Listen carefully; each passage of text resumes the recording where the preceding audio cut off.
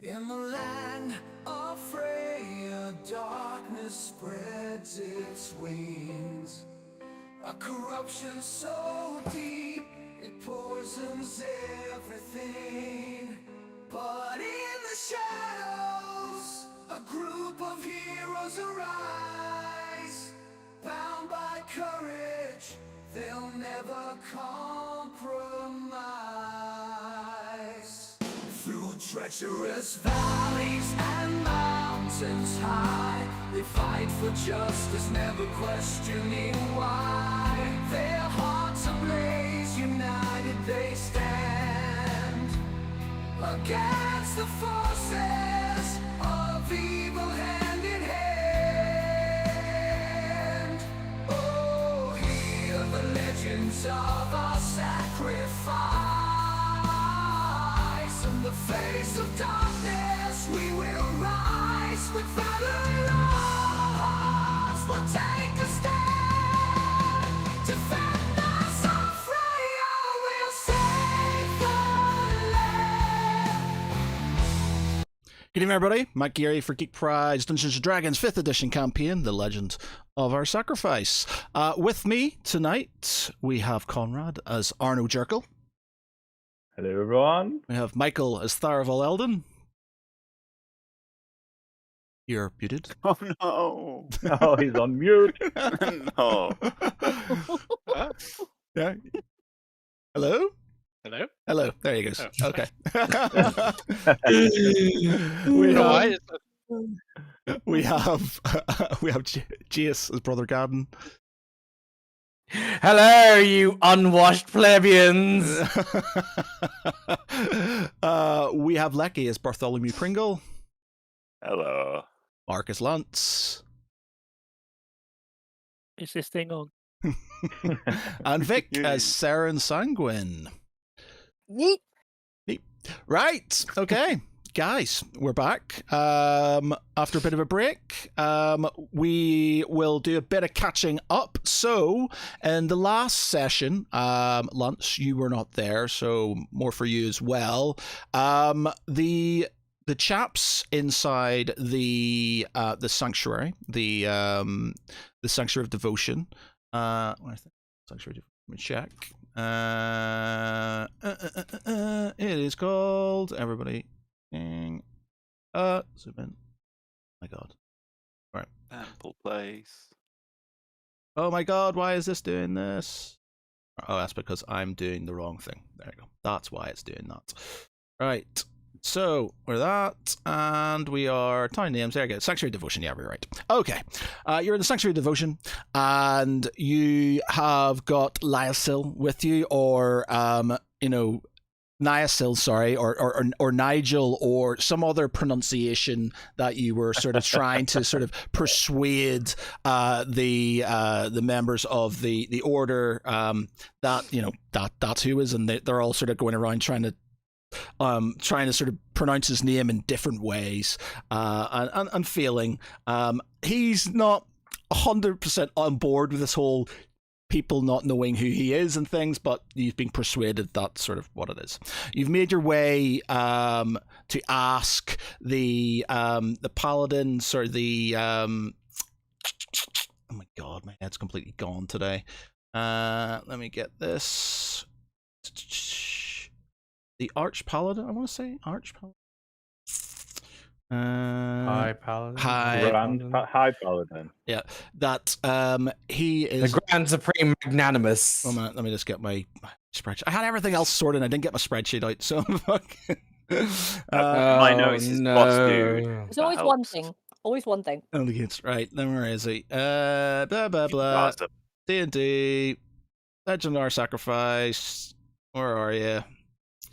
Anyway, I'll find you. I'll put it on and then I'll come back to it. But anyway, basically persuading him to give you the ledger of all the people who had joined, who had come into the sanctuary over the last sort of kind of weeks and months. He had basically anybody who comes in has to be registered, so they're obviously like security, and he's got this. So you've been going through this to try and figure out if there's anybody who shouldn't be there. You've also sort of gone in to sort of find out sort of different battles and things that have gone on sort of in the area, and you've been given sort of a small list, which I will go through shortly, on what sort of any little sort of minor skirmishes in the area, and find out about Therambor's effective lieutenants and sergeants and people who sort of help him. As for Tharavel and Seren and Ceravel, they sort of made their way south. I'll move you back onto this. They made their way south to go to the Whispering Shore, which is a sort of historic battlefield, where the corruption was first sort of stopped in its tracks, as it will, and have found basically the tracks for some demons, effectively. They followed these tracks, they've come to the edge of the wood and the clearing, and they've noticed that these... They followed him for the reason because they were going in the general direction of what is Waterside, and they were pretty worried that they were going to bump into Lance and Eldrith. So they've got their way to the edge of the wooded area, on the top of a hill, seeing these demons sort of preying on the dead carcasses of some horses and some people on the ground, and then they've basically attacked them and thankfully killed them. After they've killed them and they've sort of effectively disintegrated into dust, they sort of, in the distance, they see two figures sort of plodding along on their way down the road, and then have said, they don't know how close they were, sort of thing, and have and sort of decided to go back through the forest to make their way to the Whispering Shore again. And I think that was pretty much it. Am I missing anything? Have I missed anything of import from that? No, you did a good TLDR. Right, okay. So, Good job. right. Still trying to find this thing. Where are you? Blah, blah, blah, blah, blah. It'll be under D&D, Matt. It'll be under D&D, wherever that is. There we are, D&D. And there we are. It's this one, which is going to be, he is so Aldrich Storm, High Paladin, that's it. Okay. There was a Paladin. High Paladin, yes, and you've got Brother Matthias Sunfire. Okay, so where are we going to start off? Oh yes, sorry. I'll read out the sort of minor skirmishes for you, just so you're sort of aware of them again. Oh, why has that happened? No, why has that crashed? Bear with me 1 minute. Discord's being a bollocks. Yeah, that's It is Discord. Ding bollocks. Okay, let me try this again. Okay, yeah, there we go. Okay, right. So, after the following of defeat of Theraborn's forces at the Battle of Whispering Shore, the remnants of his corruption forces sort of splintered into smaller, desperate factions. The main army had been broken. These scattered groups continued to fight viciously. So there are sort of little bands of them flying around. Now you have you're known. Oh, that's right. You didn't find out about the little skirmishes. You were told about the different people. So you've got Valeria Bloodbane. So these are the lieutenants. You've got Valeria Bloodbane, a cunning and ruthless sorceress who commands Therambor's arcane forces. Once a respected mage in Athrasta, she turned to dark magic after losing everything in the war, became obsessed with power and vengeance. Garrick Ironhide, a towering battle-scarred warrior clad in thick spiked armor, known for his brutal tactics and unyielding strength. Garrick leads the vanguard of Therambor's army, delighted in crushing any who oppose his advance. Then you got Zavros the Whisperer, a master assassin and spy master who manipulates events from the shadows, a master of deception and of what's it called? Disguise. Skilled in the arts of deception and fear, Zavros excels in demoralizing enemies before Therambor's forces have arrived. You got Lady Saphira Nightshade, a former noble turned vampiric warrior. She commands Therenbor's night raids and skirmishes. Elegant, yet deadly. Strikes fears in the heart of those who hunt her, or who hunts, revealing the chaos she leaves behind. Reveling in the chaos she leaves behind, sorry. Then you've got Thranik, the Defiler, a necromancer who raises the fallen as undead soldiers to bolster Therenbor's forces. Twisted and sadistic, Thranik delights in turning the dead against their former allies. Then you've got Karsrath, Doomcleaver, a brutal dragonborn, berserker, and second only the Therenbor in sheer combat prowess. Once a warrior from Ispiza, Karsrath was reduced by the promise of power and now leads Therenbor's shock troops in battle. You've got Selena Ashvine, a strategist and former general in Ispiza who betrayed her homeland for a promise of dominion under Therenbor's rule. Cold, calculating, and brilliant in the art of war, she coordinates large-scale assaults and sieges. Then you've got Kovrax, the Relentless, a revenant knight cursed with undeath. He leads Therenbor's heavy cavalry, driven by insanity, need for vengeance against the living. Kovrax's unyielding nature makes him terrifying on the battlefield. Right. So that's the name of the sort of named characters, if you will, within his sort of ranks. Can you post that text into the Discord, please? Yes. Thank you. Oh, but I just copied it. Oh, wow. Uh, Was that note taking for nothing? Oh, you're stealing his thunder now. Do you want to have your notes? You keep your notes. No, they'll I- be I massively would like inaccurate. to- Okay. Yeah. Right. It's enough that I get to just bitch about it, and then that's where I want to leave it. Okay. I love it. I will put it in the campaign RP.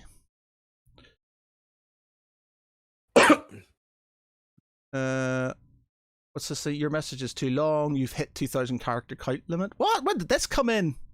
Ah, When did that happen? how did that O get into that word?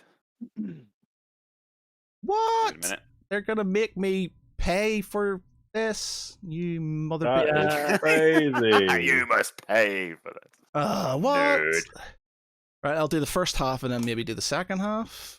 Unless they're kind of gonna count it like, yeah, okay, there you go. First half and then second half. If we did it that way. Thank you. Okay, so, and then we'll go back into there so everybody can see everybody. You then have, and I will try and copy this in as well, the ambush. So Therenbor's forces, the Battle of Westman Shore, they've basically scattered. You've got the ambush of Hollow Pine Pass. You've got seeking to cut off retreating corruption forces. Coalition of Fren, Fren soldiers set up a blockade at Hope's Pine Pass. However, Therenbor's Lieutenant Valeria Bloodbane turned the tables using illusionary magic to lure the coalition forces into a trap. The battle was brutal, but ended with Valeria's forces narrowly escaping into the mountains. You've got the burning of Blackmoor Fields. That's Karsrath, Doomcleaver led a raid into farmlands, burning supplies meant for Fren forces and leaving the region in chaos. Though small in scale, the skirmish was devastating morale blow, highlighted the ongoing threat of Therenbor's forces. You got Midnight Clash at Veilstone Ridge. Lady Sapphire Nightshade led surprise nocturnal assault on the fortified outposts. Defenders caught off guard, suffered heavy losses before rallying and repelling the attackers. Sapphire's forces withdrew, but before causing significant damage and stealing critical supplies. Then you've got the defense of Ashbrook. A band of corruption warriors under Garak Ironhide attempted to seize the village of Ashbrook to use as a staging ground. Local militia and Fren knights mounted a desperate defense, turning back the attackers after fierce battle that raged through the village streets. Then you've got Blood Tides of Duskwatch Cove. A secure new naval foothold. Thanrax the Fire launched an attack on the port of Dawnwatch Cove, raising the dead from the waters to assault the docks. The defenders managed to hold the port thanks to a timely intervention from Fren warships, but the skirmish left Cove haunted by lingering presence of dark magic. And you've got the Battle of Shadow's Maw. Selena Ashvine's forces attempt to retake a strategic mountain pass known as Shadow's Maw, crucial for the movements between territories. The outnumbered defenders used guerrilla tactics and their knowledge of the terrain to beat back Ashfine's forces, dealing a significant blow to the Corruption's plans. You've got the raid on Stonehelm Quarry. In the need resources to forge weapons, a detachment led by Korvax, the relentless targeted Stonehelm Quarry. The skirmish was brutal, close quarters battle, but ultimately the defenders held their ground. Siege of Emberfall Ruins, a last-ditch attempt for Valeria Bloodbane to establish a new base at the Emberfall Ruins, ended in a protracted skirmish. The defenders, bolstered by reinforcements, managed to encircle Valeria's forces, forcing a retreat. The ruins became a symbol of Corruption's waning strength. Then you've got the skirmish of Raven's Glade. Zavros the Whisperer launched an ambush in the dense woods of Raven Glade, which happens to be where Tharaval and Tharaval are attempting to stabilize supply lines between Freyan camps. Though initially successful, Zavros was repelled when reinforcements arrived. And then you've got the Battle of Broken Spire. Desperate to regroup Therambor's main forces, Khazarath Doomcleaver launched an assault in the Broken Spire fortified position, critical for the movement between southeast territories. The skirmish was fierce, but the defenders held. And that's pretty much it for that. I will copy that in as well, so you have that. Muchas gracias, mis amores. Okay. So you got some names, you've got some sort of generic sort of skirmishes that happened. What do you want to do with regards to the ledger that you have? You were looking for suspicious people. That's Arno, though, so that's his call. Yeah.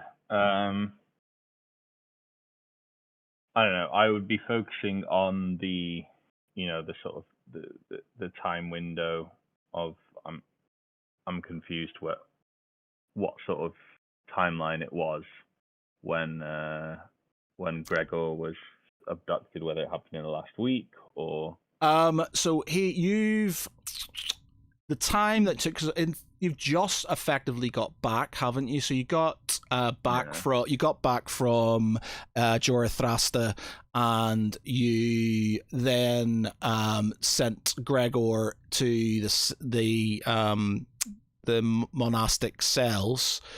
He's then so the it's next. just a couple of days then. Yeah, I would. I'm not going to throw any time sort of trippy stuff within Jorathrasta itself. So you're within from you leaving, teleporting in there, doing your thing, coming out. You're looking maybe in 2 or 3 days.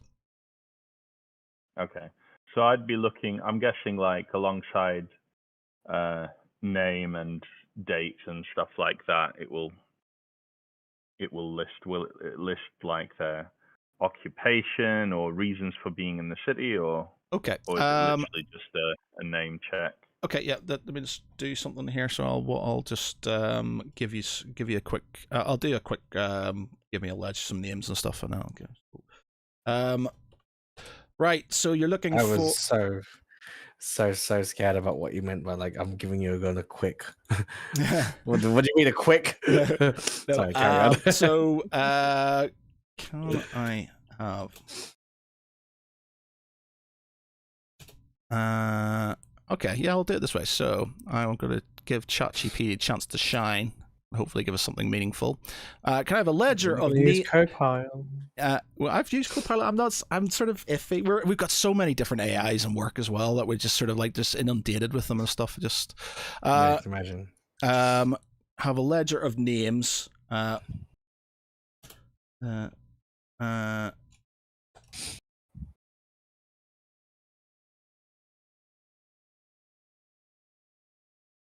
Who have entered, and with it, and what's specifically you looking for? Entered and left, or entered and have not sort of left?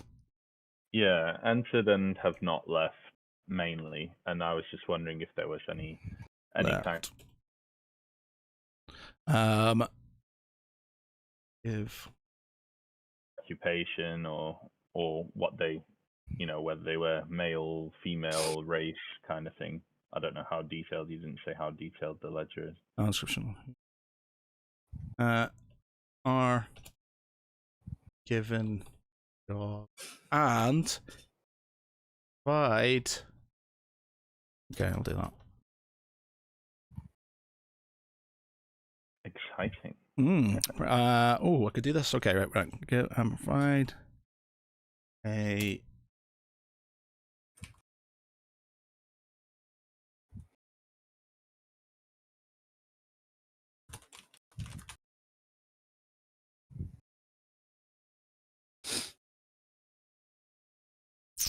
what's the guy's called? Jesus. Sorry. No. The guy. Jesus. His name is Jesus. Hey Zeus. As in hey, Hey, Zeus is in S-Z. Okay, so it's given me a ledger. While it's doing that, we'll move on. It's sort of kind of doing its thing. So, Barty and Brother Gadden, what are you sort of doing while he's sort of going through this ledger?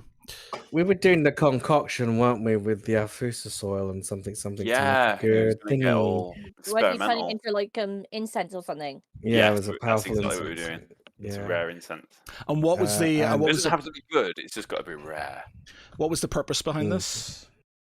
I'm going to cast Forbiddance on the temple and actually secure this motor trucker. Okay, and what does Forbiddance do? It stops people teleporting in and scrying. Okay, cool. Because that's how they got in the first time, wasn't it? They teleported in Yeah. and approached. Yep. So horses bolted, but hey ho. Okay. Right. So, is that something you want to go about and cast now? Well, if we've completed getting if we've done, I don't think we need to role play the whole making the No. thing. Do you need us to do a role for it though? I want a cookery program on how to make incense. A Blue Peter episode. Well, of okay how to then, make it. let me get my apron on. How to make the That's best good. frittata. Welcome to Cooking with Garden. Spicy. Right. So, yeah, you don't need us to roll anything. So I guess we can just go ahead with like saying that we did it, and Yeah. now it's just down to probably we should after concocting this juice.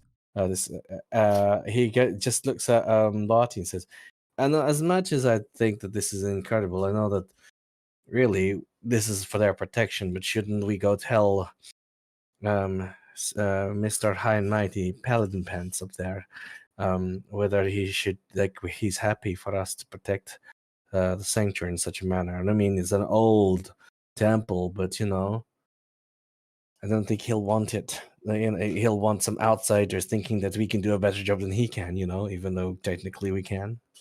Technically and practically. In every sense of the word.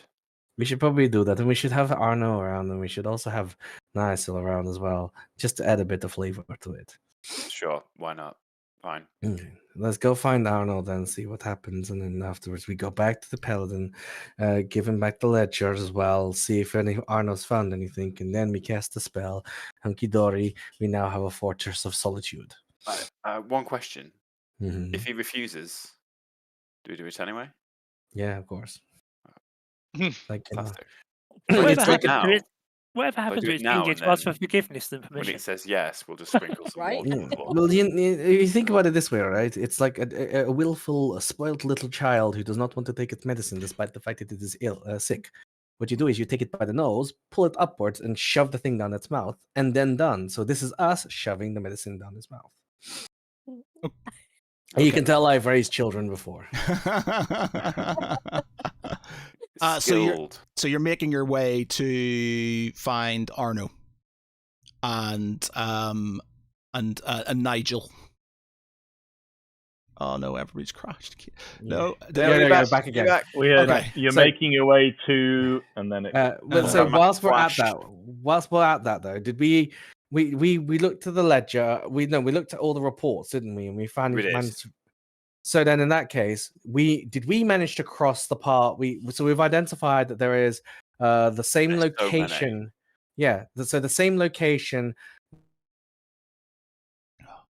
Fuck you, Discord. You Biatch. Gone off again. The Yeah, it's locked up. Lost Oh, him. It's a And then the s- second one. again. I'm glad it's not And the just me. first- Yeah. Was it Yeah. Cam off time? oh no, please don't. I've got no. close off time. So do we need no, to but- go Say back? that again. Do we Jay. need to go off and come back in again, or should we just give it another? It was give the it a same moment. last week, so I don't see Yeah. what the issue is. No, Like, can I you, don't think so. Matt? You've got the settings for the Discord. I'm gonna just quickly figure out what it is that you need to have, because sometimes when you have more than 5 players, Yeah. 5 people in the chat, there's a latency issue that comes Right. up. Okay. And just quickly look for it now because Okay. it's in the channel setting. Okay. Well, Like a buffer. But there is the place that was mentioned in one of the reports is also the place that Tharavel, Saren, and Ceravel are going to. So can we make that assumption that we figured it out, and then we need to also find a way to tell them, can you find us something from there? Because that's going to be the closest. It's. That's what. Oh, I thought it was just like that was just like bit of dumb luck. The well, you the won't bullet know. point that You I got won't was the- know that's where that is because obviously you're not. Yeah. You don't know the area and stuff. So I just we did find out. Oh, go on. There was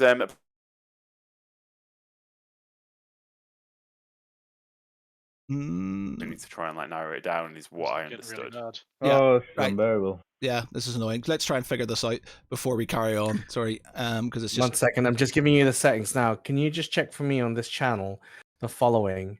Yeah. Go right click on the channel and then look at overview, and then can you tell me what the bit rate is at the moment? channel. We have got open chat channel, a set of channel status. Just my channel, the Geek Pride one in general. Yeah. No, not the Geek Pride one. I want to look specifically at Toulouse voice channel. Right click on that.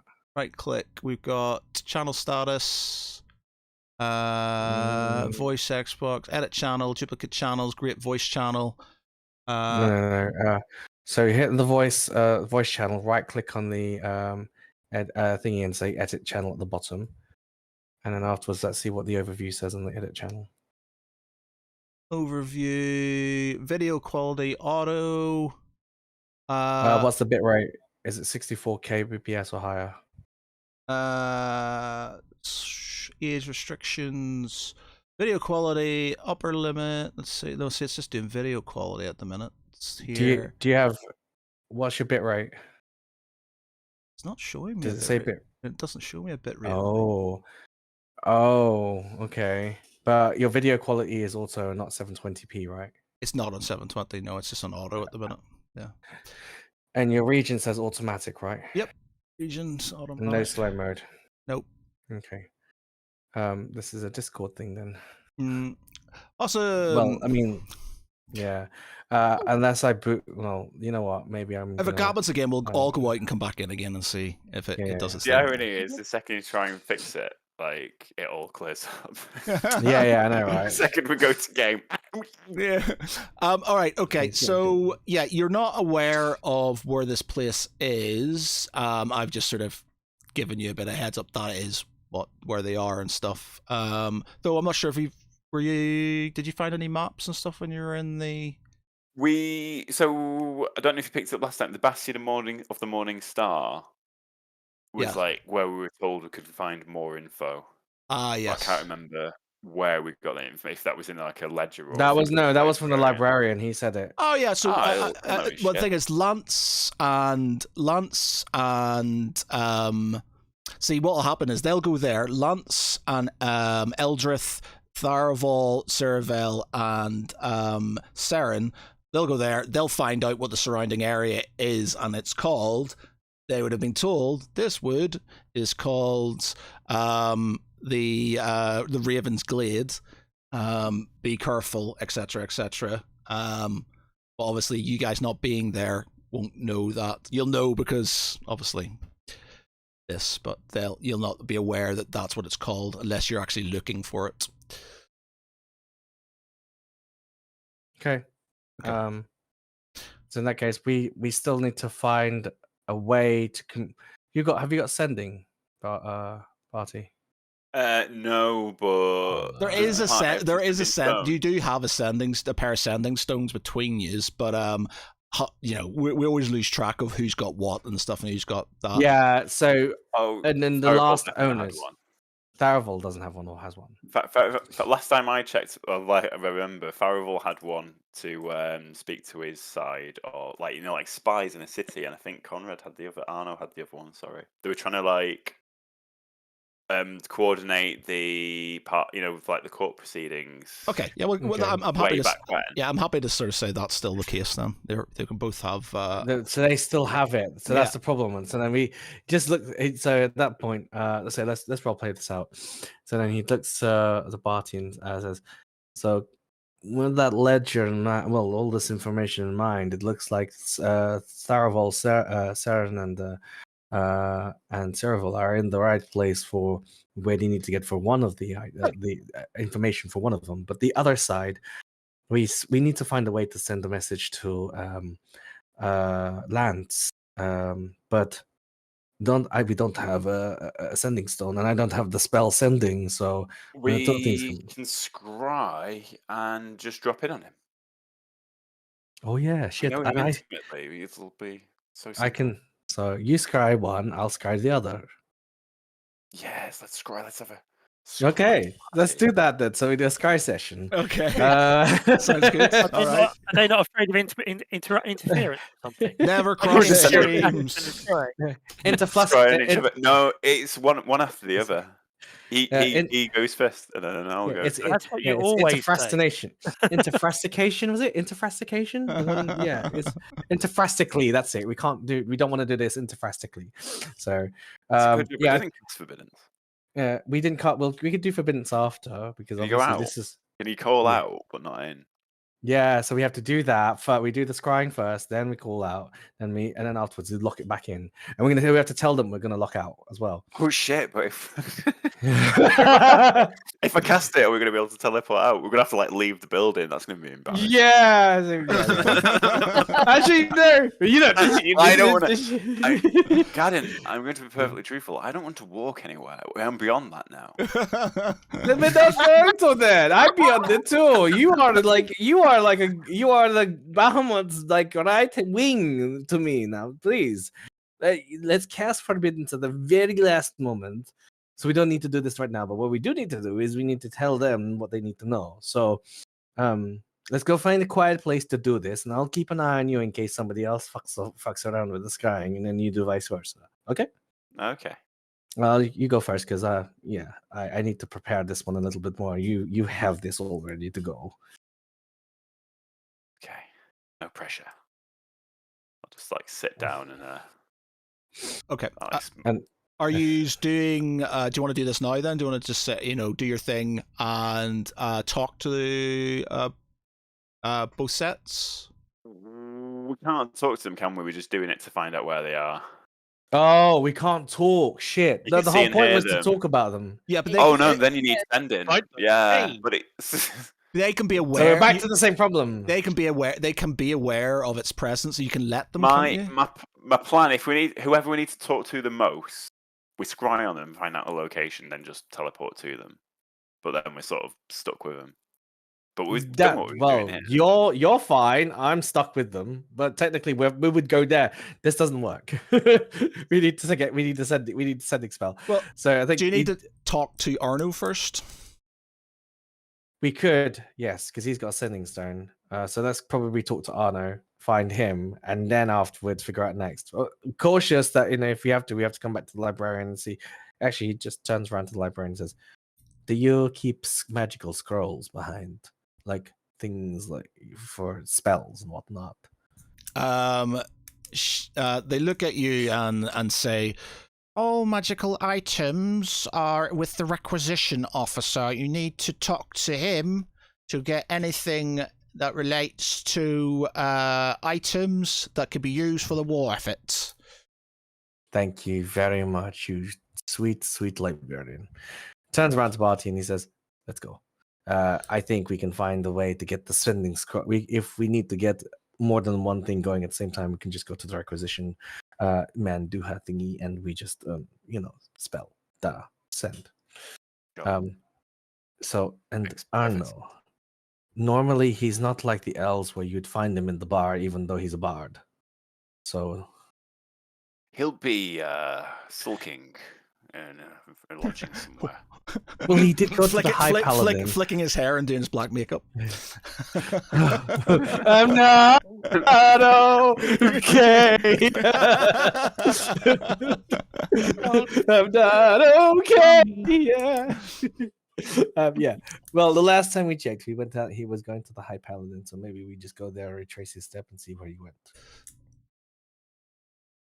Okay. Got it all figured out. Let's go. Okay. Let's go. So yeah, you sort of you wander out and you sort of make your way towards where the High Paladin is, and you sort of see Arno poring over this large book, and Niasil standing there, just sort of looking somewhat frustrated and sort of a bit confused but frustrated, and still a bit like doesn't know what's going on.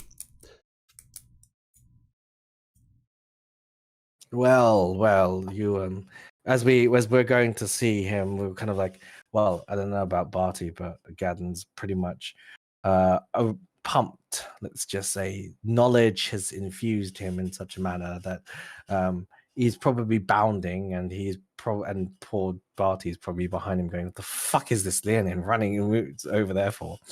And he looks at Niasil first, and then he stops sort of like about 5 or 10 paces away, and he's just like, Niasil, you look like you've got a rat stuck up your bum. What's the matter? Roll. Sorry, Berth, 1 minute. Just need to do something. I'm just gonna roll. Okay, fine. All right, boo. Okay, nobody heard you because he said his name, so I was just like, and they've been trying to persuade it it's something else. So I was like, if he had heard it, I was just like, what? Nice. Right. Well, I have a thick non-local accent, and you're just gonna say it out loud. It's fine. One of them, when as you say his name, sort of the High Paladin sort of kind of looks up slightly, and sort of shakes his head, looks down at what he's doing, and says, Nigel, and starts trying to sort of Well, when Gadden have heard that, he's like, oh, what's trying to figure out the pronunciation, because he's sort of like, he heard the name, and he's trying to understand the pronunciation of the name. I'm confused that it actually called. Oh no, it's done the thing again. Everyone. We've volleyed out. Wally.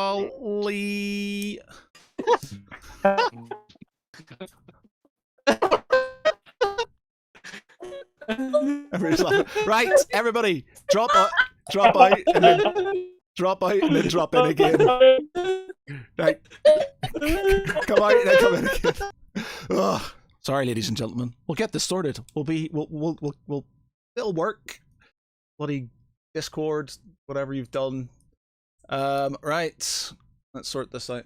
Quick smartish. Let's do that. Let's do that. Let's do Discord. Let's do that. Let's open it up. And hopefully, fingers crossed, we will be back in action. Bush. I didn't hear that. Right. Are we back? Is it working? Yes. What's that? No, Matt We were the only ones that dropped out, and it seemed to improved. No, really? No. Yeah. Yeah. Right. Well, who's doing that? Well, I don't understand if it's video connected is done. No, it's a green. Like 38 milliseconds. Mine had gone down to red. Yeah. Whenever it. Yours is off though at the minute. By the way, oh, you're back on again. There we go. Yeah. I'm green the I whole got way. green. Yeah. Greens. And I did a speed check, and that was looking good. Yeah, mine. Yeah, well, speed check is fine. My OBS is I think it's all Discord. nice. Yeah, it's all green and stuff. Right, okay, fair dues. So he's figuring out, he's trying to figure out the name again, but then he sort of shakes his head and carries on with his business. Does he hear him though? Like he's like, yeah, I'd say you hear him, yeah. And then he just sees it, smacks, and just like, and then just, Norbert, are you sure you're all right? Just looking at him. Norbert. Stifling a laughter. I also look, see, my name is not Norbert. It's my name is, and he's about to sort of kind of, say it loudly. He's like, don't worry, he just bounds up and he goes, don't just. The reason why we're not saying that you should, and then he goes in a little bit more hushed tones. The reason why we're not wanting to say this is because if they make two and two together, do you imagine how much of an uproar we'll cause? And especially if Arno is still trying to figure out if there's actually a spy inside here or not. Arno, he's still engrossed in this ledger, but he hears. You don't realize he's heard you, but he sort of says, and he's like, "Any name is better than some of these. What kind of names are Phil McCracken, Ben Dover, Seymour Seymour Butts, I.P. Freely, Petey McBoob, Busty Sinclair, Tits McGee, Chesty LaRue, Max Power." While looking at the book, while looking at the ledger, there are lots of like weird and wonderful names. You've sort of maybe narrowed it down to sort of 8 people who have been in the last sort of couple of days and allegedly haven't left. So the first one is Brother Eson Arwin. He's allegedly a novice priest. From the notes that are in the ledger, it says he's a young and devout-looking man from a distant farming village, though he doesn't say which one it is. Brother Esson entered the Temple of Devotion to begin his formal training in the ways of the faith. Humble and earnest, he spends his day cleaning the temple halls and assisting in preparations on offerings. Esson has shown a deep, unshakable belief in Bahamut, and has little worldly experience. He sort of helps with rituals, cleans altar rooms, and handles small clerical duties. The next one is Sister Elira Voss. She's got down as a healer and herbalist. She's sort of middle-aged with a soft-spoken demeanor. Extensive knowledge of healing herbs. Sister Elira was once a healer in the Warntord region, her hands saving countless lives. As she tells them, she now serves with the temple, tending to the sick and wounded who seek solace within the walls. Elira is compassionate, but bears the scars of seeing too much. Her jobs within the temple are within the infirmary. She creates policies and offers healing to travelers and pilgrims. You've got Brother Caldric Wren, who's an older.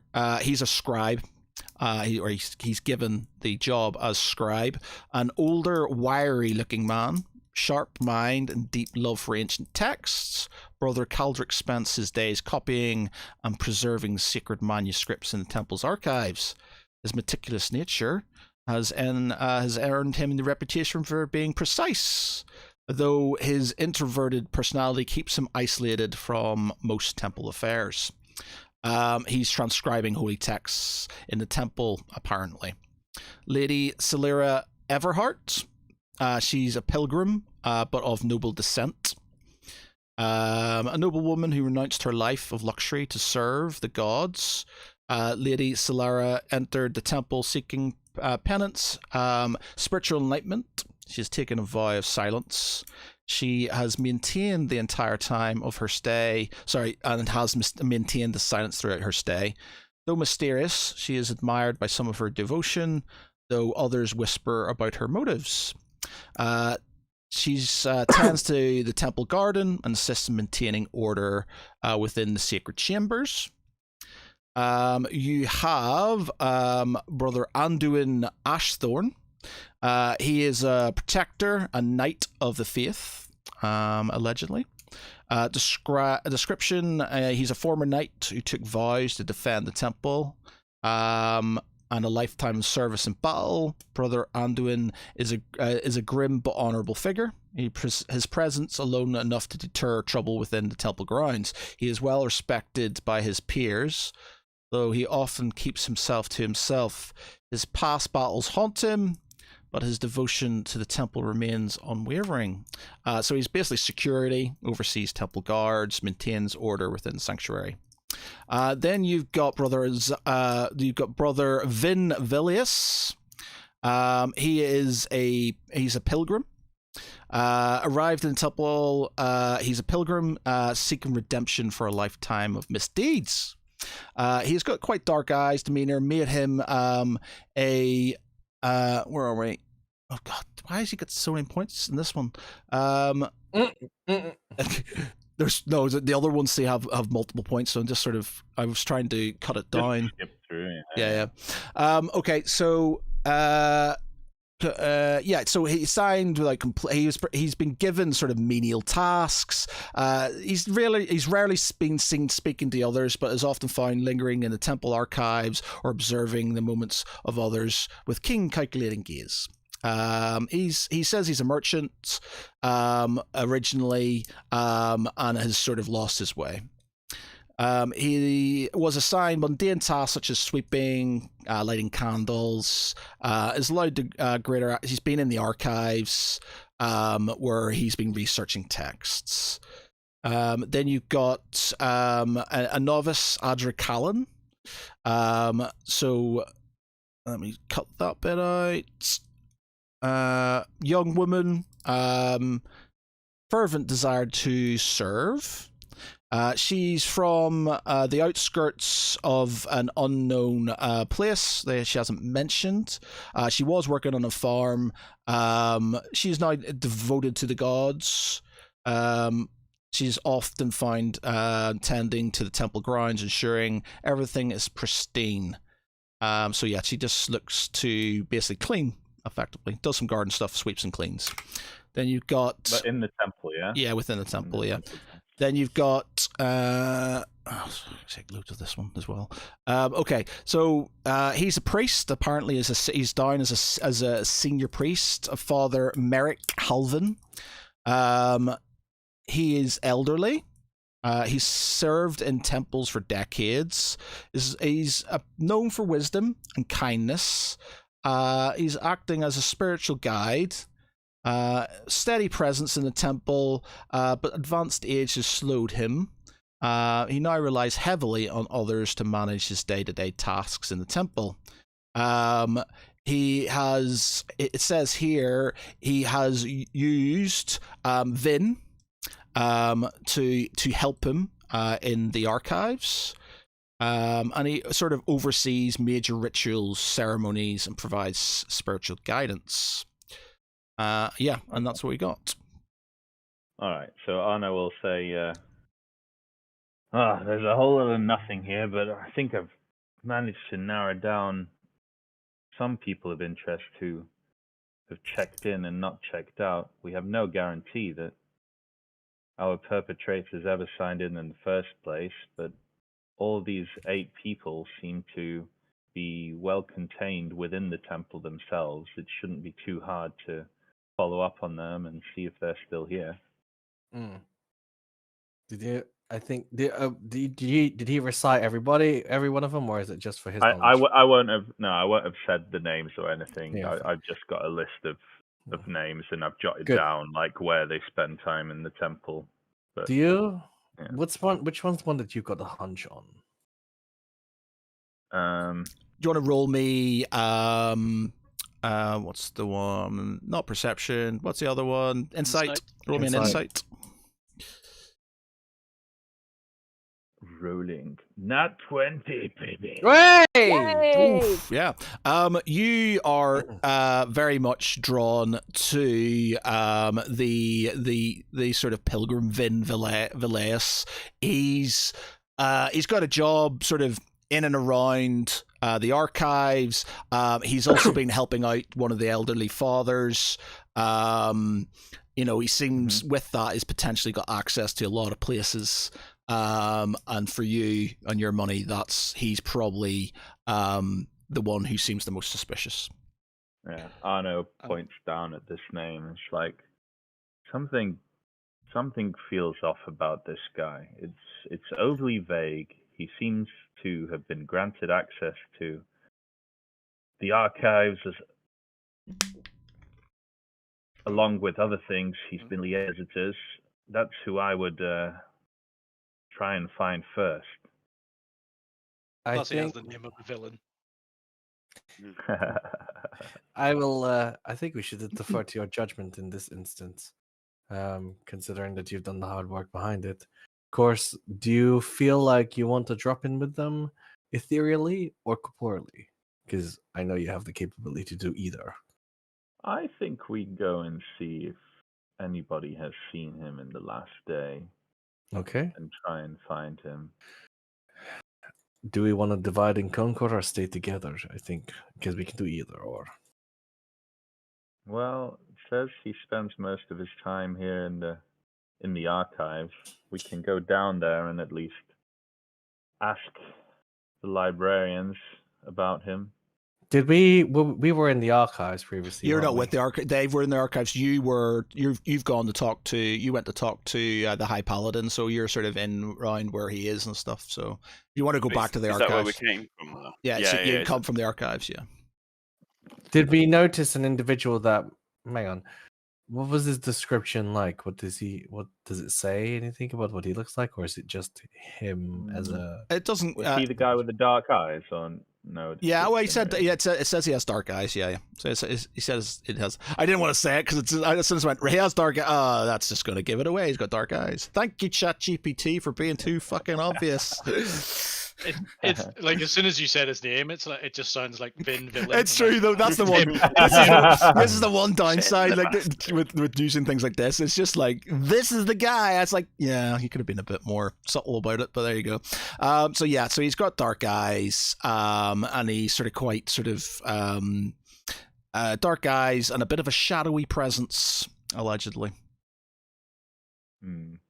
Well, and did we see anybody that matched that description other than the librarian? Roll me a history check. Oh. Matt, Matt, you getting me to roll something that I'm actually really good at. Yeah. You're sure it's not the librarian or the sort of the archivist. Sort of thinking back of the people you saw within the archives, you aren't. You're not sure if you noticed anybody of that description, but you do sort of recall hearing one of the sort of archivists, librarians, and they are sort of complaining about missing texts or something gone missing, and mentioning a guy called Damn Vilias as I bet you it's that Damn Vilias who's done it. Okay. So it sounds like his name was floated around a few times whilst we were doing our research. So let's go down to the archives. Let's go find this individual. I vaguely remember Damn Vilias. So yes, I guess we can go down that way. Sounds like a plan. And Arno will just go with a sledger, and then he's like, "Oh shit! I forgot to put the bookmark in." The High Paladin sort of looks up and goes, "Give it to me." Thank you, Lord Sir. Paladin pants, was it? Thank you, pal. He sort of says, "You're welcome," and to you, Sir Nigel Hall, and sort of says, Niasil's name. Nigel Hall. Nigel Hall. And he just sort of looks at him, and you can tell he's itching to tell him, basically say, that's not my name. But you sort of give him a look, and he sort of takes a breath and sort of shakes and sort of nods his head, gives him a sort of a bit of a salute, and you make your way to the archives again. Right. Okay. Since Saren and Tharvel, were you making your way you were making your way back through the forest, weren't you? Yeah, I think so. Okay. All right. You need to give me. What did I make you roll last time? Let me just check. That's your attacks. That's attacks. We wanted perception. No, that is. That's stealth. A survival. Yeah. So we want you to roll. I want you to roll 3 survival checks to see if you are making it through the forest again. You can't. No, just whoever's got the best survival, you can have that. You can have advantage on the first one as well, because you sort of 7. What have you got? 1. Okay. Start of all. Yeah. 3, yeah. Yeah. So it's The creature has the fine. best survival. What a strange thing. Yeah. Okay. Yeah. All right. Yeah. So you're fine. You don't get lost. You sort of make your way through the forest. You're at a normal sort of kind of speed and stuff like that. You're not sort of running through it now again. So you're not having to do any dex saves or anything. So you make your way through the sort of forest and start making your way down towards the Whispering Shore. Right.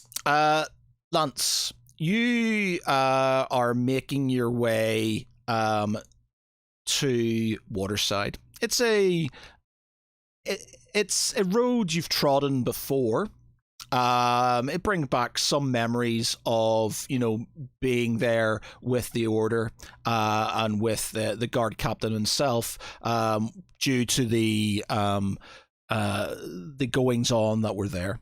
As you sort of make your way into past the sort of the crossroads that leads you up towards sort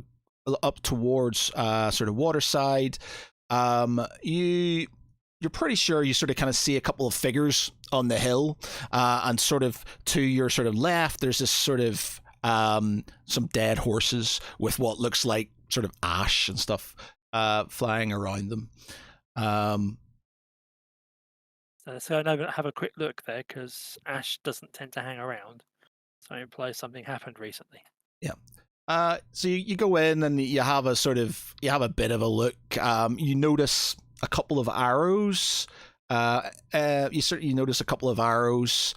And roll me a history check to see if you understand. You know whose they are. Yeah, I'll give you advantage on it as well. So yeah, you're like, this is one of Tharavol's arrows. So you pick it up and you're like, this is one of Tharavol's arrows. Actually, do you have arrows, Tharavel? You don't have arrows? Yours like They're magical force arrows. Okay, so you don't have them. Okay, we'll say it's Ceravel's then, because I don't think he has. Sorry, so it's one of Ceravel's arrows. Ceravel or Saren would have some. Yeah. So you sort of notice. Yeah. So you notice one of them. You see one sort of sticking in a tree, and you're like, odd. They're not supposed to be around here, but I will have to pick that up with them when I get back. Okay. The dust and stuff around is or the ash that's sort of around is just as you see it. There's nothing else of any sort of note, bar the sort of dead animals, but there's nothing on the ground. There's nothing that you can see. It's just obviously it's slightly strange that there are arrows from your friends sort of in that area. You make your way towards the bridge that takes you into Waterside. The last time you were here, you came across a site of hell, a hellish nightmare of a destroyed village with large serpentine necks, sort of with these horse but yet humanoid heads, very skeletal, lying on the ground, as the false Hydra's demise had sort of taken out large portions of the city itself, or sorry, the village itself. Let me do this. Waterside.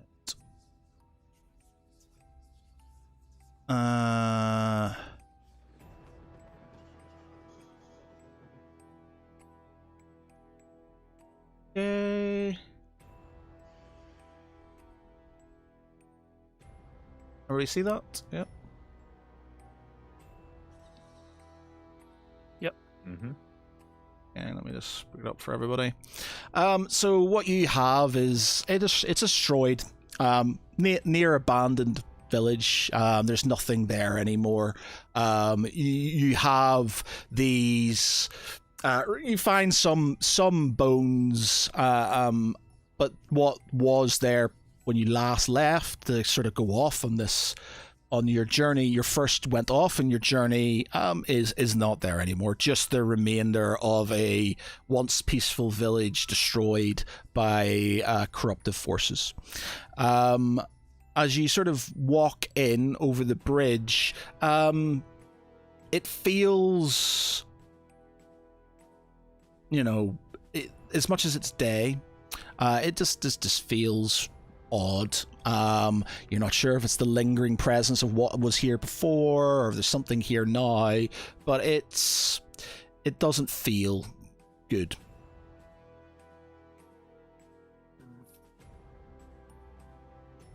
So,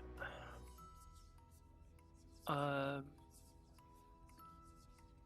going to start with getting Elderith to hide in the shadows and stalk me while I do a lap of the town or the village, Okay. just to see if there's anything else I can find. Okay. Roll stealth for them then. 1 sec.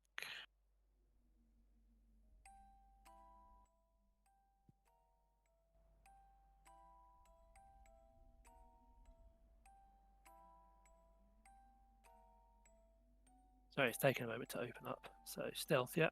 Yep. Okay. Is that you or is that her? That's her. She shouldn't have heavy I'm armor. not trying to be stealthy. Okay. She's a ranger, so she's probably Yeah. So she's rocking lighter armor. Yeah. Okay. All right. That's not a problem. So she sort of takes herself off into the shadows and sort of keeps an eye on you, going from ruined door to ruined door. As you sort of work around the we got here. Where's your part? That is not. Sorry, breath. 1 minute. You sort of hear. Actually, roll me perception. Okay.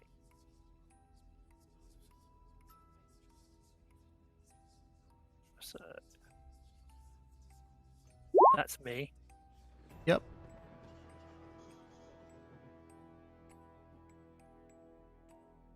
And that's Elderith. Okay. So she doesn't see anything, but you're sort of at the corner of your eye. You see a small sort of figure in the shadows who, as soon as you sort of glance over, seems to have gone, into a doorway.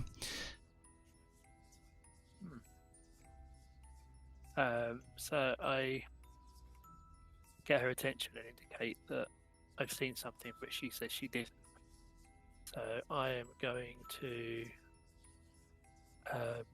move in that direction to check things out while she covers me.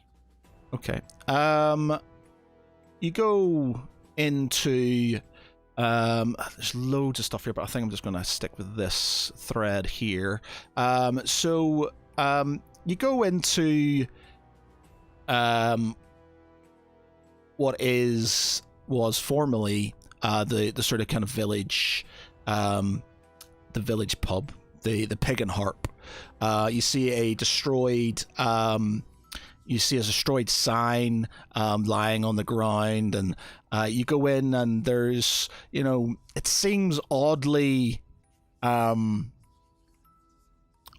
still intact for what was going on, just eerily empty and silent. There's a stage where obviously there was music at one point in time. There's still full pints of beer and stuff on tables. Some rotten food around, very rotten food lying around. As you walk in, you see a figure sitting at the bar.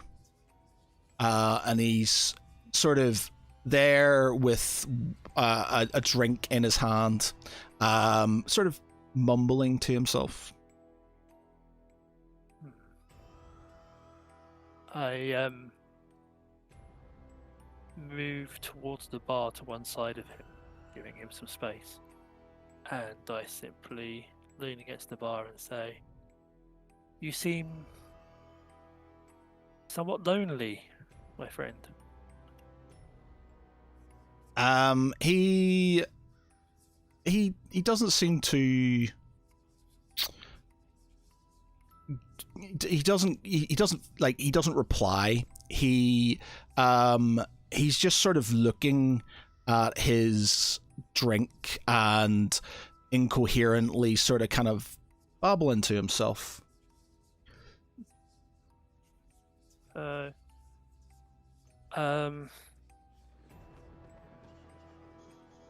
I unsheath the flail, and I use the butt just to strike the bar. As you hit the bar, he sort of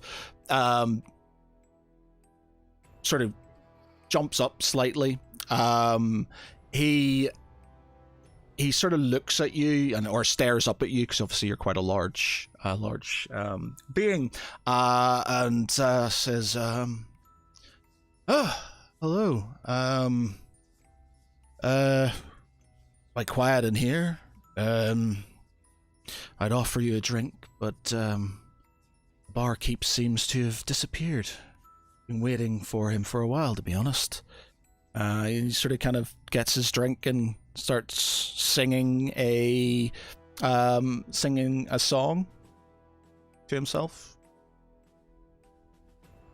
I sigh and say, "I don't. You've noticed, but you don't. You seem to be the only person around here at the moment, and that includes the barkeep. So, how long have you been here exactly?" He looks at you and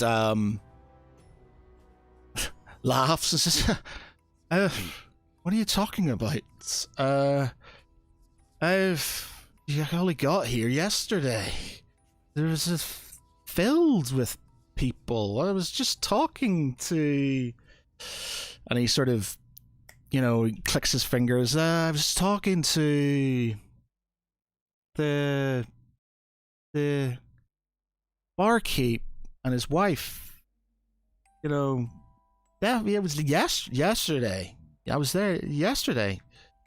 I unship my water skin, take the cork off, and I splash it in his face. Say, wake up! He is very shocked by this and falls off his stool. You notice that this isn't a sort of he's of halfling persuasion. He's a halfling. He's not a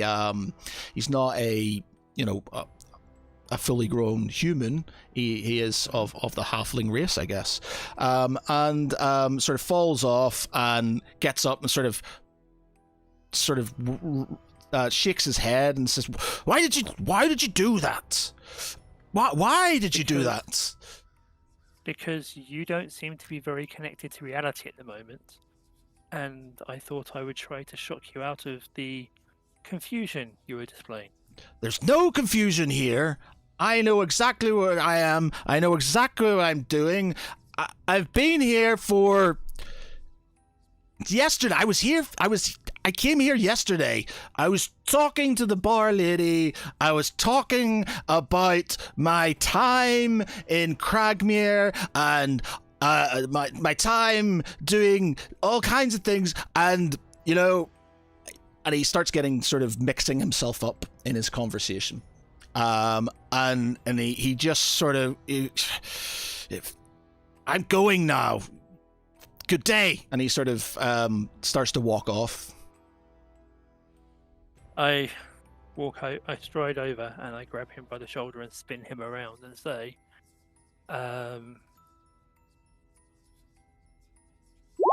will you stop blathering and answer my questions?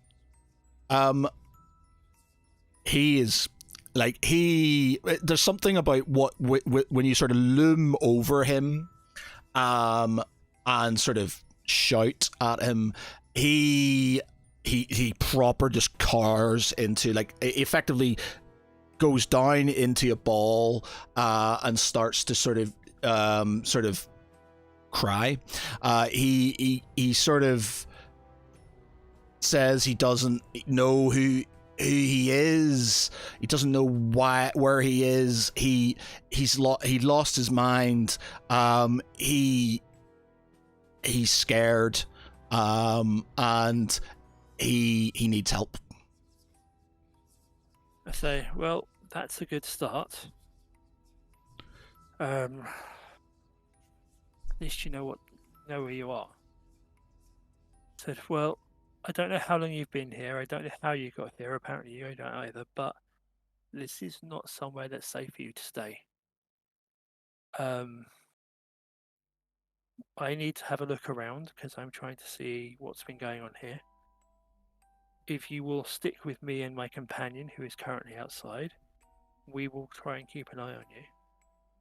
But I warn you now, should you become a liability, I may have to take measures that you're not a big fan of, because we are trying to accomplish a greater goal.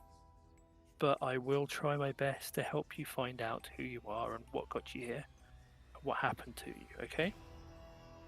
He sort of stands up and sort of wipes his eyes slightly and straightens his sort of waistcoat and my name's Merrick.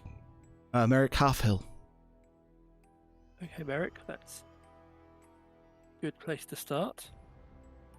So, how's about you start by having a nice cold drink of water, because I don't need it, so I hand over my water skin to him. Roll me an insight, by the way.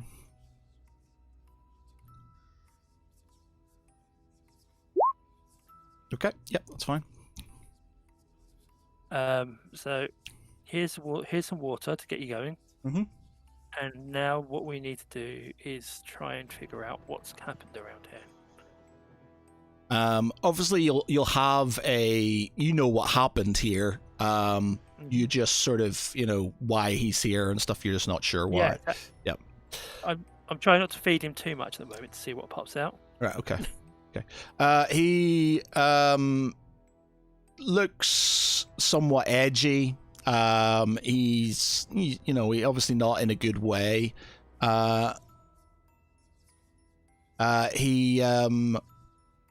He's just like I should really wait here. I'm waiting for my brother.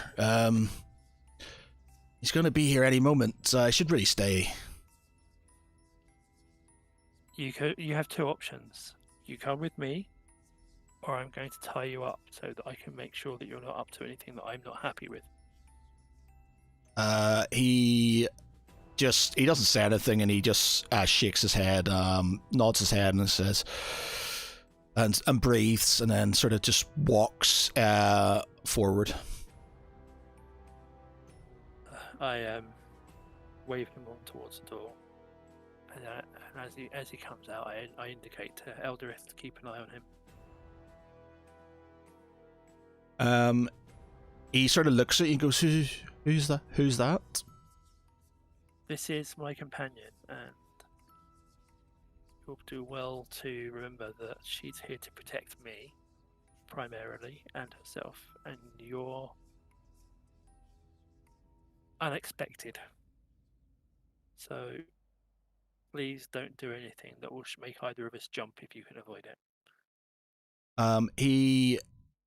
He sort of goes, sort of takes a breath and goes over towards Eldrith. He's sort of standing there stoically looking at him. And he sort of raises his hand and says, Merrick, pleased to meet you. Eldrith just looks him up and down and nods, but keeps her own counsel. Yep. I indicate him to walk with me, and I carry on around the village in the same direction I was going before. Yep. Roll me a perception.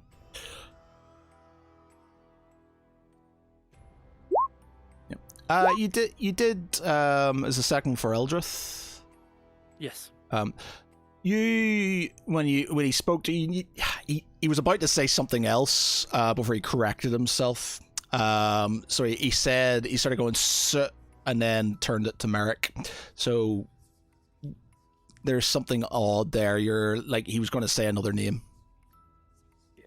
So I'm just going to keep an eye on him for the time being as we move around, and see what we come across. Yeah. He's I just want to say that I called it in the chat when it comes out. I called it.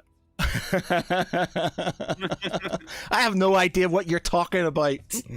No idea what you're talking about. So he's walking around. He's just like, we shouldn't be out here. It's just feels wrong. Feels wrong. It's a necessary evil, I believe the phrase is. We're simply trying to ascertain some things to help with the defeat of our foe. Okay. All right. So what do you want to do? What are you going with them? So we're going to carry on around the village until we end up where we started. Okay. So wandering around, you can see he's being very fidgety, very sort of he's sort of keeping close, but he looks at you both with he's not sure like about you, and he keeps on sort of like looking up at the sky and sort of shaking. Every now and again he sort of seems to start humming a song, and then he sort of stops and then goes back to the way he was. When he's humming, he's a lot more composed and less jittery, but he seems a bit more dazed, and he just seems like a different person. Do I recognise the song that he's humming?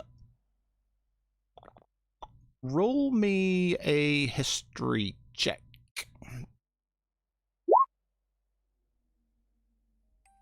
Probably not then.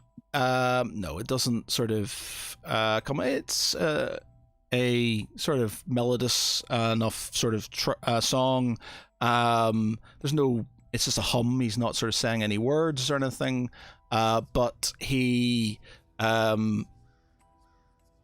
just seems a bit more comfortable with that song.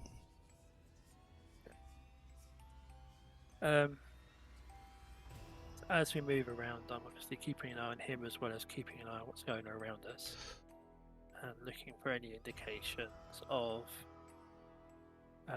things that may have been left behind that might be of value. Or any indication. Roll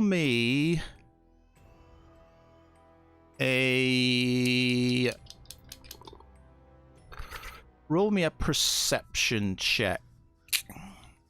So first one is B, second one is Elderith. You don't sort of kind of see anything, but Eldrith, who's been looking at Merrick, who's been looking at the sky, sort of looks up and sort of recoils slightly. She looks slightly, she looks somewhat horrified and sort of backs up, and then comes over to you and says,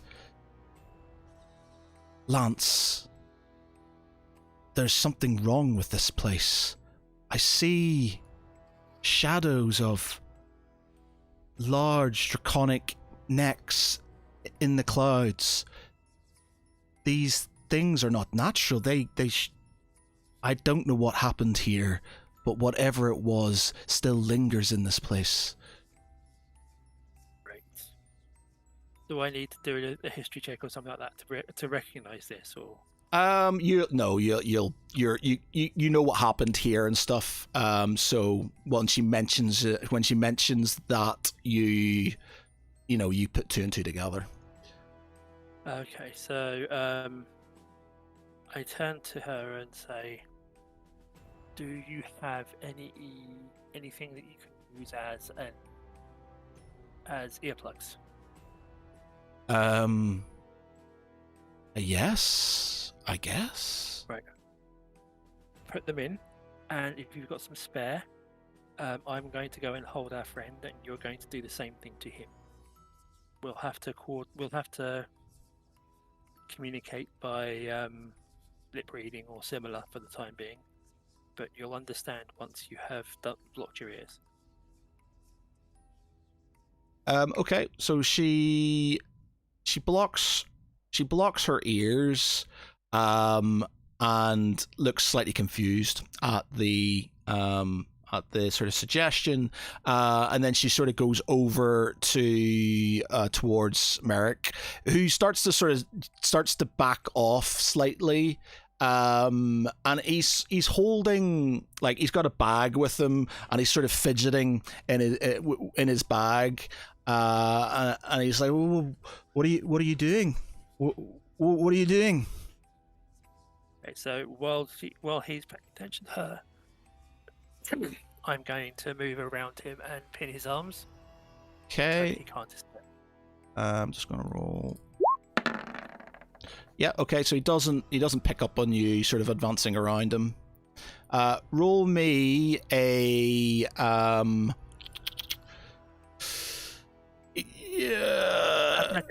Yeah. Go on then. Yeah. Okay. So you easily sort of grab a hold of him. He is going to try and. No, he very weakly sort of tries to struggle against you. I knew it. Stay away. And he sort of, stay away, and tries to sort of get out of your grip, but doesn't. I just say, "This is for your own good, Merrick," or whatever your name is. He looks at you strangely, like, "My name is Merrick." It is Merrick. That may change. So as Elderith blocks his ears, I just study him and see if anything changes. He doesn't. He doesn't seem like anything's happened. He's just sort of, trying to when you're putting the things in his ears, he's just like doesn't want you to sort of do it. He does it, and then sort of that's it really. Eldrith looks around, and she says to you, she sort of kind of battle signs to you that, and she points towards his.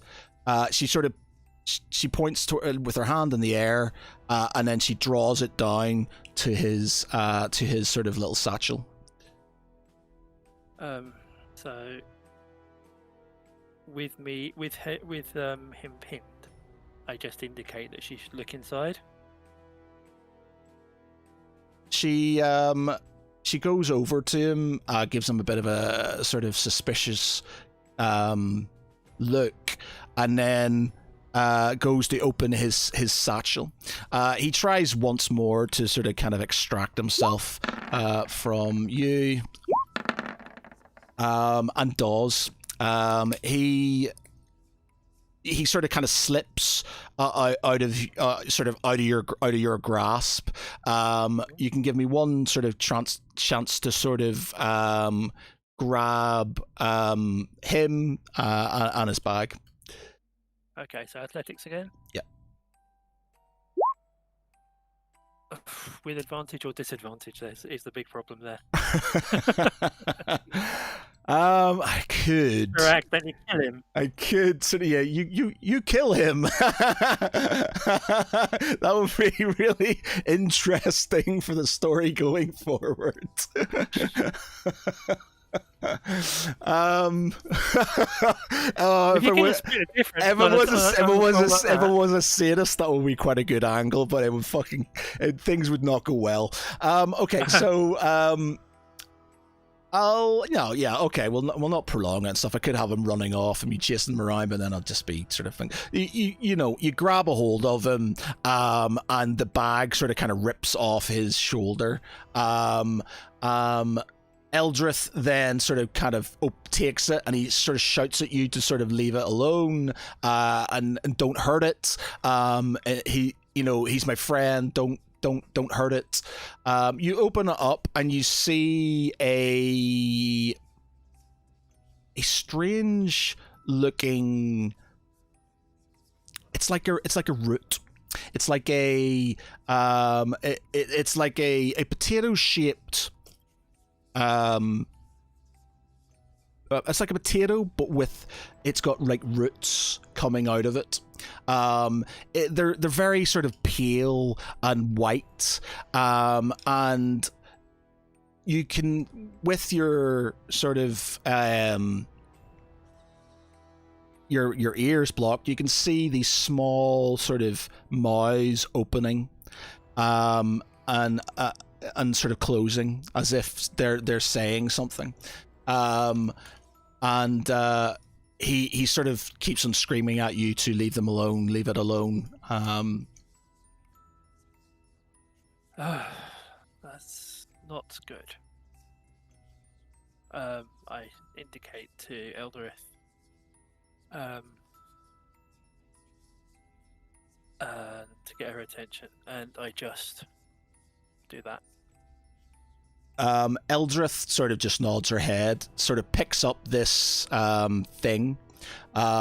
She then looks at Merrick's face as it just drops.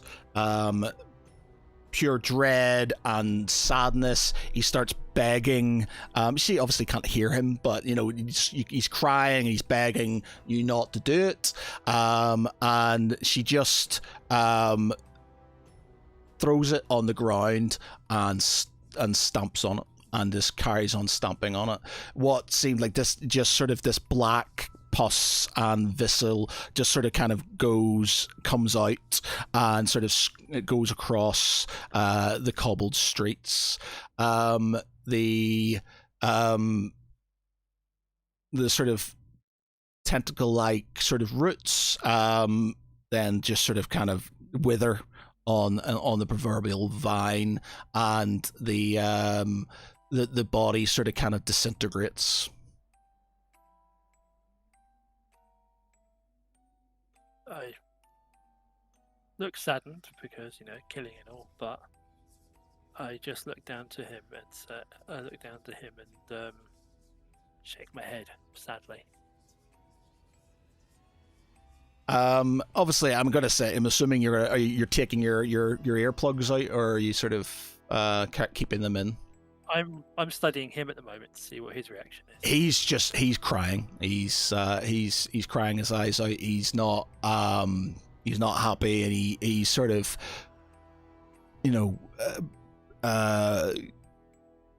like ugly crying at this moment in time. While he's distracted, and since he's obviously very distressed, I pull some rope out from my pack and I bind his arms and his legs behind him. And then I take out I unblock my ears and look around to see if anything changes. As you sort of unblock your ears, things seem less like when you walked in. You had this sort of your emotional state was fluctuating, like something that was grabbing a hold of you. Had that feeling of dread, and there was something happening. But every now and again, especially when Merrick was singing, things seemed better, normal, effectively.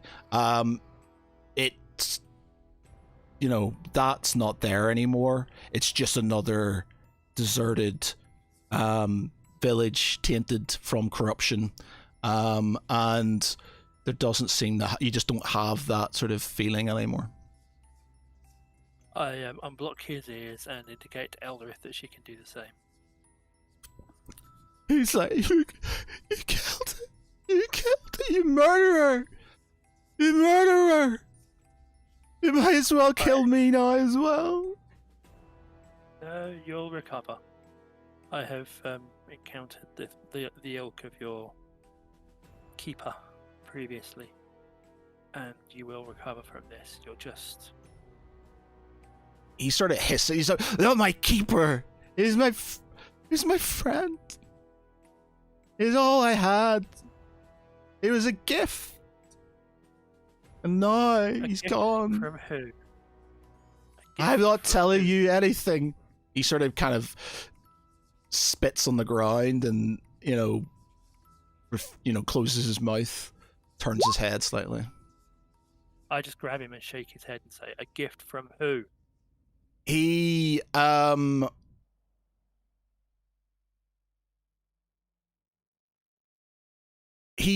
sort of seems to come about himself slightly when you shake him, and he looks at you like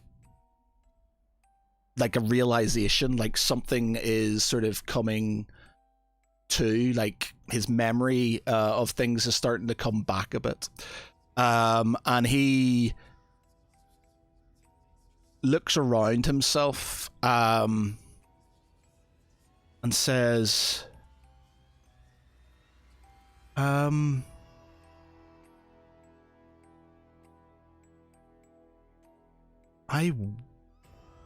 I witnessed this whole thing. The terror in the sky. The destruction of this village. The death of people. The army came and I hid. I thought they were coming for me, and I wasn't going. I need to find my brother, and I can't. I needed to hide, and What's your name? He says, "My name's Cyril." And what's your brother's name? They call it. He sort of looks at you and then looks at, and he says, "His name's Jarek." I say, it is entirely possible we may be able to help you. Now we have some idea of what happened here. He Oh shit. he says, Welcome to the party, pal. "Welcome to the party, pal." He says, I thought I was in the cellar of the pub, and a beautiful voice said that I need not worry and that I would not be lonely, that I would find true peace here with a friend. And I found this beautiful creature, this thing that sang to me and made me feel like everything was going to be well and that I need not be scared anymore. It's not uncommon to find in this world that the things that seem to be beautiful hide dark secrets, and in this case, this was not something that was ever going to be doing good things for you or to you. And if you've been dealing with it for a while, it will take a while for everything to fade, but it will pass. But I'm not going to be able to unbind you for a little while because I'm afraid that you may become irrational. So I'm going to pick you up now, and we're going to go back to that bar, but you don't have to come back in. You'll wait outside with my colleague here, and I need to go back inside and just make sure that it is safe before any other travellers come by. Okay, so you tie him up, and you Eldrith sort of nods her head, and you look after. You sort of go into the Pig and Harp, And I blocked my ears on the way in just in case. Yeah. And you sort of start looking. Roll me an investigation. Yeah. You looking around. You know, you don't find anything in the initial on the floor. You go sort of down into the cellar. There are cracks and holes everywhere, large holes. You do notice a what looks like a white root coming from a crack in one of the cellar tiles. You then sort of kind of look around, and you see another one coming up from. Are there any barrels of spirits? Yes, there are still barrels of spirits and stuff around. Yeah.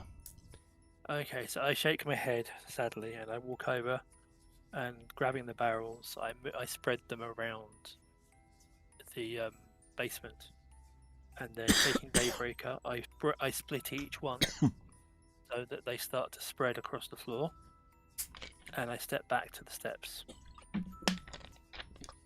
and wait for the spirits to finish running from the barrel and spread across the floor. Yep, you do that. The spirit sort of kind of seeping into all the cracks and hollows within the tiles. You hear sort of kind of a dripping sound. There's a lot of booze down there, so it's like rushing water sound coming through.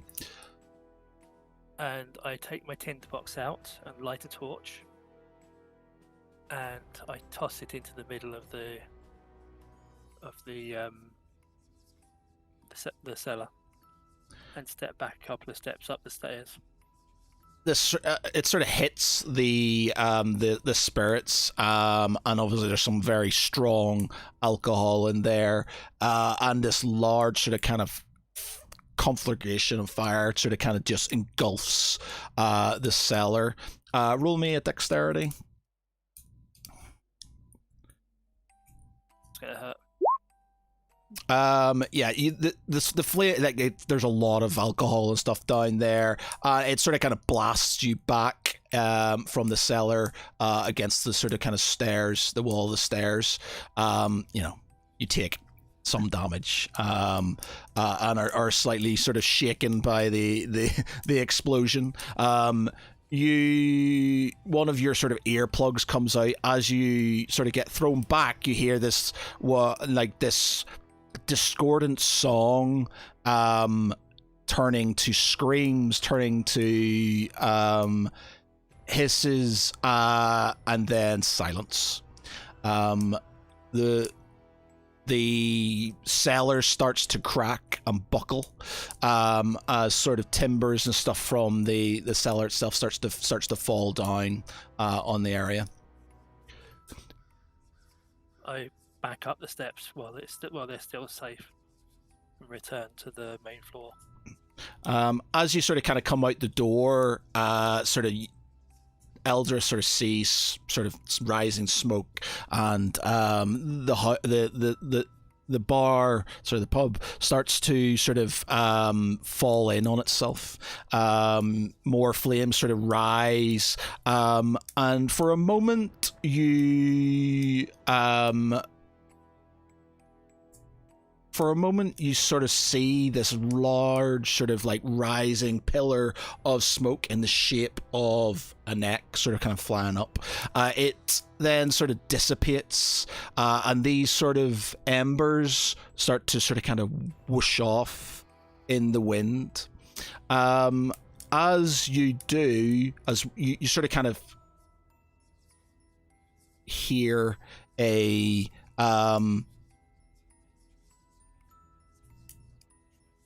you hear a faint song in the wind, as one of the embers sort of takes its way off into the sky and off into the distance.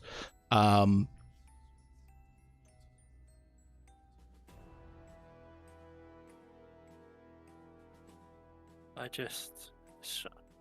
sort of sigh and I hang my head slightly and say, it turns out it wasn't just the young one, but I have cauterized the infection, like any good medic would do. Eldra turns to you and says, What was this? What is this? What is this place? Have you ever heard of a false hydra, my friend? She looks at you, she says, it's old wives' tales.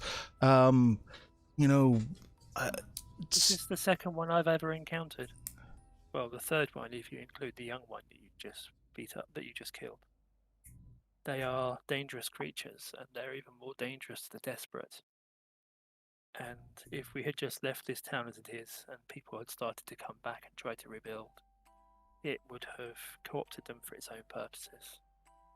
And we would have had a festering mess waiting to turn on us at the worst possible time, unfortunately. Okay. So you look around the village and stuff more waterside. The sort of smoke lingering from the pig and harp. You don't find anything else. You don't find any relics or anything that is of any use to you. Just Cyril. Well, it is good that we did what we did, but it doesn't necessarily contribute to the mission. But it is entirely possible that on the other hand, we may have a very happy person to bring this brother back to. Cyril turns to you and says, "What do you mean? What do you mean?" That is that is an answer for another day. We have a lot of travelling to do, and so I will unfasten your legs, but I can't unfasten your hands, and I'll keep hold of you just in case, because those that have been addled by a false hydrant may still be affected by it, and you may suddenly get the idea that you need to go running off somewhere unfortunate like a cliff. Okay. So Right. Okay. So you sort of take him bound with protest, but sort of start making your way out of waterside. You know, you can feel that there, whatever was there does not exist, but you have a feeling that what was there could pop up somewhere else. These things have a habit of embedding themselves in any sort of place where there is human emotion to be fed upon. So you're with a sort of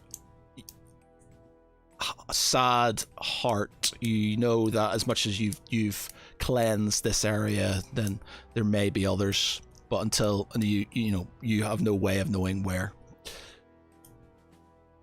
Okay, you make your way. Tharavel and Saren, you make your way down towards the Whispering Shore. Let me do.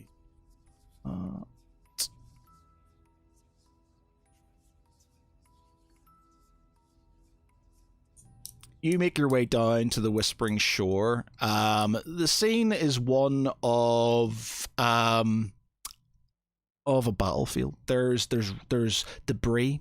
The strata of battle sort of covers the beach. Old fortifications designed to sort of withstand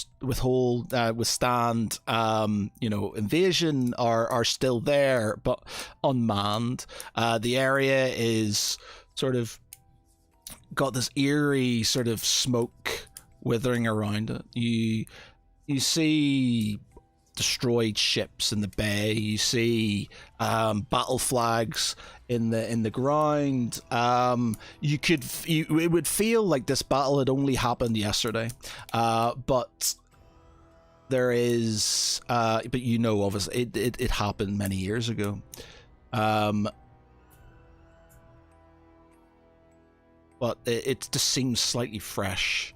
As you go down, there is just a sense of, you feel that this was an important place for friends, an important battle won, but it still doesn't, even though it was a victory, it doesn't seem or doesn't feel like it's still right.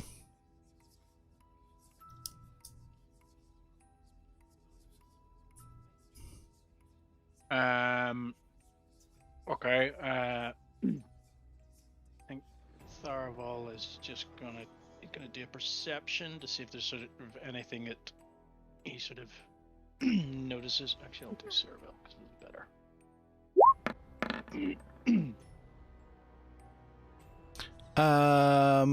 Okay, let me just get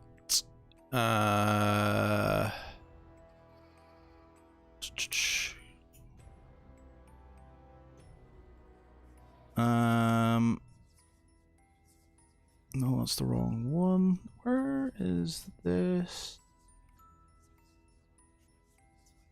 Oh, okay, it's this one.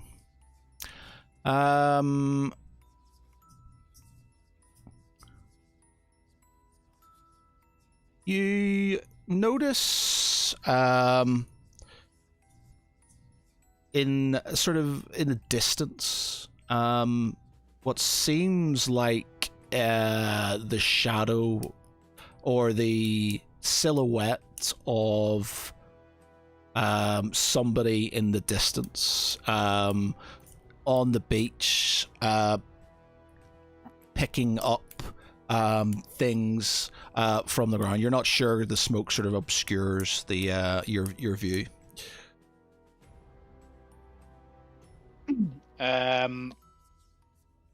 As they sort of walk through the rubble and sort of, just sort of looking around at the sort of disbelief as to how fresh and real the battle feels at the current time, and sort of like, kicking back rubble to sort of see if there's anything of note underneath.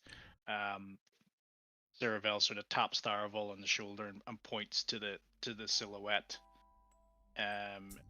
or in the silhouette in the smoke off in the distance. The two brothers then sort of signal to Saren and as well, and they sort of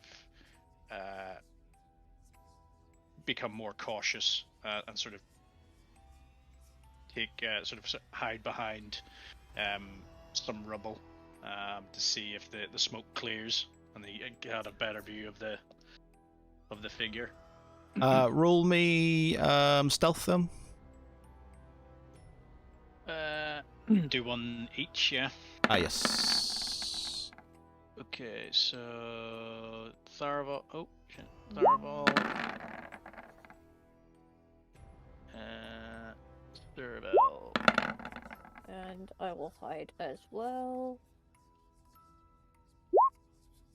Ooh. Oof, that's some super stealth right there. Okay, you sort of find, there's debris everywhere, so it's relatively easy for you to conceal yourself in the on the sort of kind of battlefield. The smoke does a gust of wind sort of from the sea sort of comes in and sort of seems to carry a distant whisper. With that, the sort of smoke dissipates. You see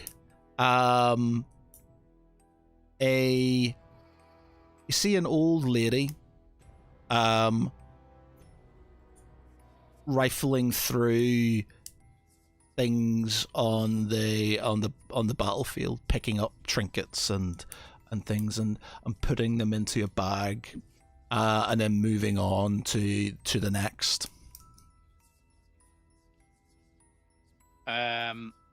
Okay, so the brothers sort of make their way towards the lady, but sort of still trying to remain unseen, and they sort of move from patch of rubble to walls and whatever, sort of hiding behind so they can get closer, but still just to get to a sort of closer distance without giving their position away. Okay. I'm just gonna roll. Okay. She still doesn't see either of you. Or any of you, sorry, the three of you.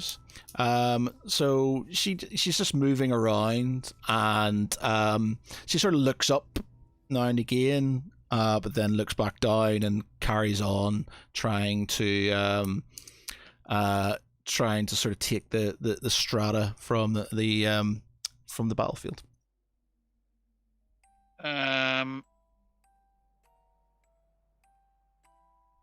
Is there any way? Let's see. I suppose an insight, maybe.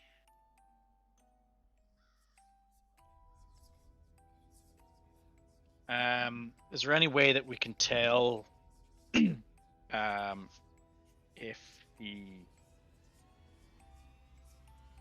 what she's doing is like, sort of true to her nature? What do you mean? Like, is she actually? Is she? Basically, they're trying to figure out whether this is actually an old woman rifling through stuff, or it's something else. Roll me an insight, I guess.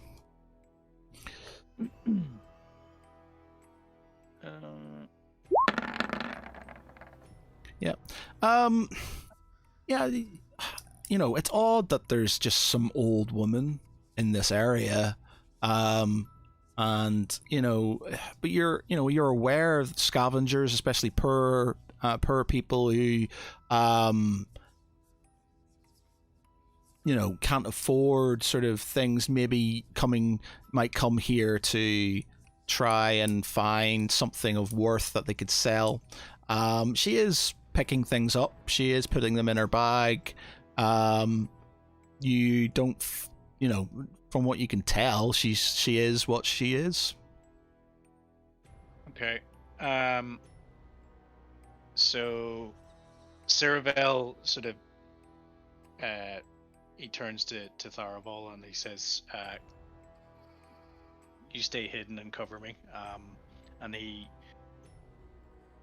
sort of moves out from behind a pile of rubble, and he sort of takes down his cloak and he gently sort of slowly approaches the old lady,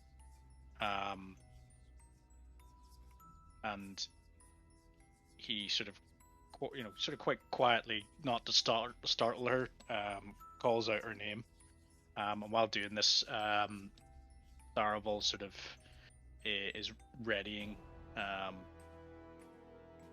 himself just in case she isn't what she seems to be. You notice that the clouds are obscuring the sun. It's relatively dark, yet being when you came to it, there was a relatively bright day. There's this eerie sort of twilight going on, but it's still dark. Obviously not an issue for your eyes, your elven eyes, but just odd for the time of day. The lady sort of looks at you, laughs slightly, and says, "There's plenty for everybody. But it's my area. Please don't harm an old lady."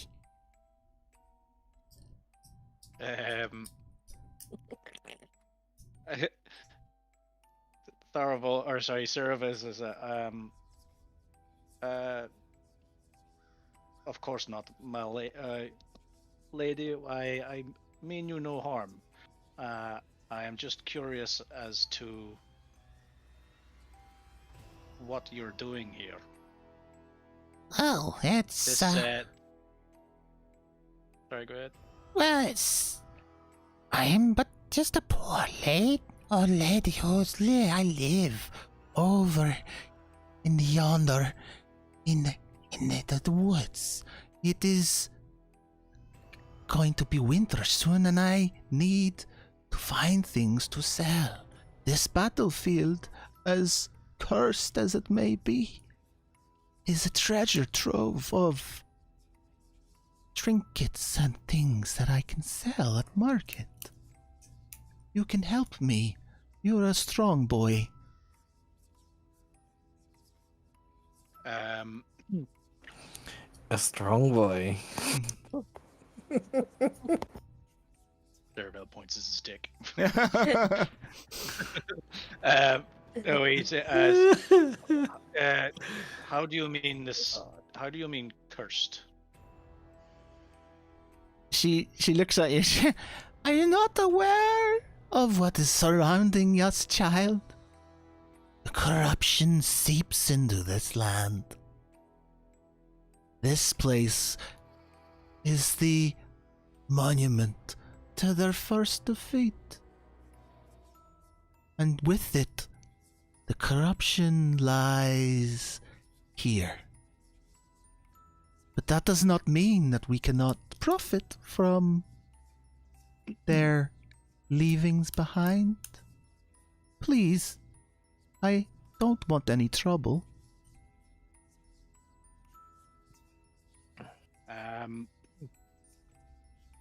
If this land in this area is corrupt, will the belongings in these trinkets that you speak of not be corrupt also? She's like, oh, I don't want anything magical. I just want some gold or silver or something I can sell. It's winter is coming and I need to feed myself and my family. Help me, please. Do Tharavel does Ceravel know what time of the year it is? Yes, he's aware of the year. It's it is sort of you've been through your summer. It's sort of an autumn. It is coming towards winter. Yeah. Okay.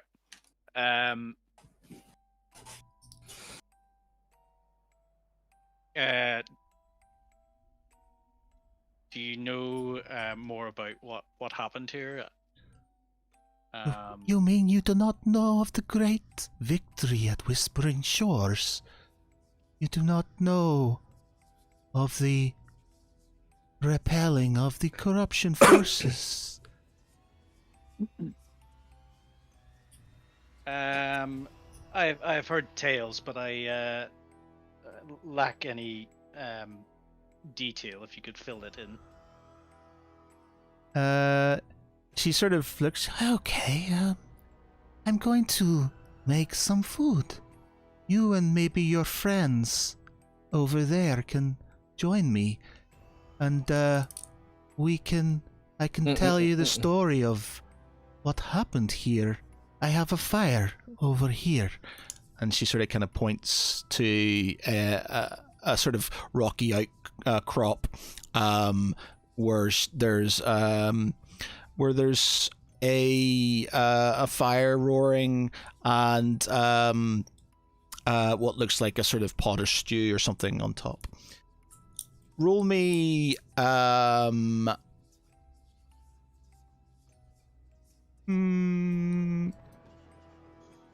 roll me.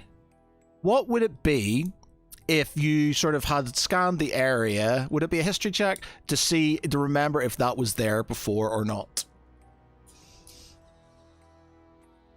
History check? History check. Give me a history check. Yeah, I think history's fair because it's intelligence based anyway. Yeah. Mm-hmm. Yeah. Is that you or is that Sir? Say it again. That was Tharavel. Who's talking to? Oh, sorry, Ceravel. Yeah. Ceravel. But then, I mean, he's got a less, but it would have been a not anyway. Okay. All right. So he's like, old lady. This, or no, maybe he wouldn't say it. I'll let you decide. It wasn't there before. He's looked over and it is there now. That fire did not just appeared. It was not there previously. Okay. Sort of. Ceravel, he sort of signals to Tharavel and Saren to sort of come out. And he kind of sort of goes along with what the old lady's saying, but he's still very aware that something isn't right, knowing that the fireplace wasn't there. So he's very much cautious, and he says he sort of almost puts on a sort of a facade like absolutely let us warm our hands by your fire. Roll me and you can deception. tell these things.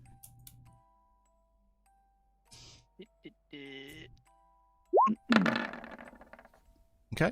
Yeah. You sort of seems to sort of kind of believe you. She sort of sees the other two coming forward. She sees Sarah and she says, "Oh, child, you look just like my daughter. Come and sit beside me."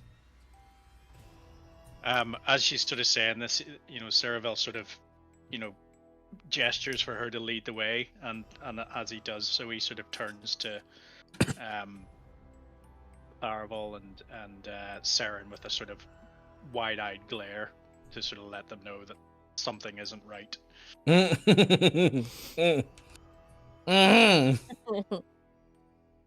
I sort of like nod at him and go, So just following her then. Anything else? Yes. Okay. Following So her. she sort of takes you over to this rocky outcrop with her fireplace. There's some little log, bits of driftwood and stuff sitting around. And she sort of, okay, let me just try my stew. Ah, yes. So yours. Yes, there's 1, 2, 3. Yes, okay. And she stirs it, and it's got a very sort of pungent, but it's quite slightly familiar smell. It's Tastes like chicken. What's it again? Tastes like chicken. Oh, just and Oh, is that the new name for kids? Yeah. Jeez. and she You a la Hansel and Gretel. and That'd she be long pork. she's like sit, I'll feed you. And she sort of takes these big ladles of food and sort of puts it in these bowls and sort of hands one to each of you. Sit, eat. It is good. No, it smells good. No.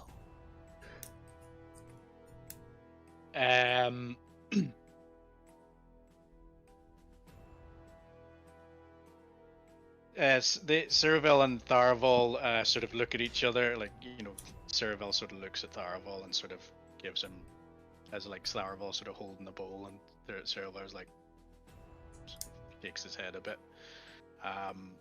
Tharaval sort of, looks at the bowl and he says,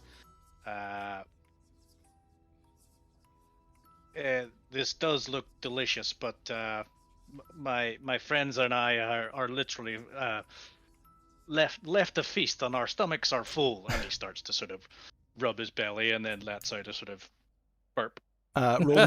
Roll me deception again. It's deception. That's all right.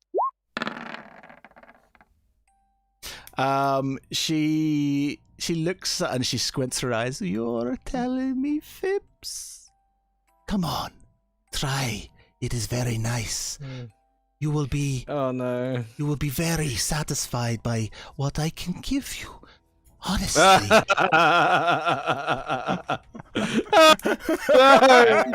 This is so cursed. So Tharaval, And she looks at Sarah and she's like, "My child, you look starved. My daughter would never give up food. Please try." And she sort of takes a ladle out and starts pushing it towards like a Arno's owl starts squawking like. She hears the squawking and she says, and her voice, which always seemed quite melodic and sort of nice, sort of kind of hisses at this sort of bird to go away, and then she goes back and please eat, all of you. Eat.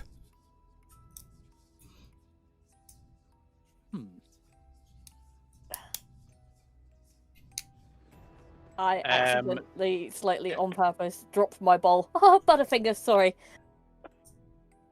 She looks at you. There's this, you can tell there's a slight annoyance. But then she kind of clicks and she's like, "Oh, you're so clumsy, just like my dear child, always spilling food. It's okay, child. There is plenty more. Please, I will hold the bowl for you. I will feed you. Oh no. It's okay." No, really. No, And she sort of gets, she capable. gets it, and she starts sort of like putting, and she's like, "Don't worry, please try some. I'll be very offended if you do not try some. It is very good."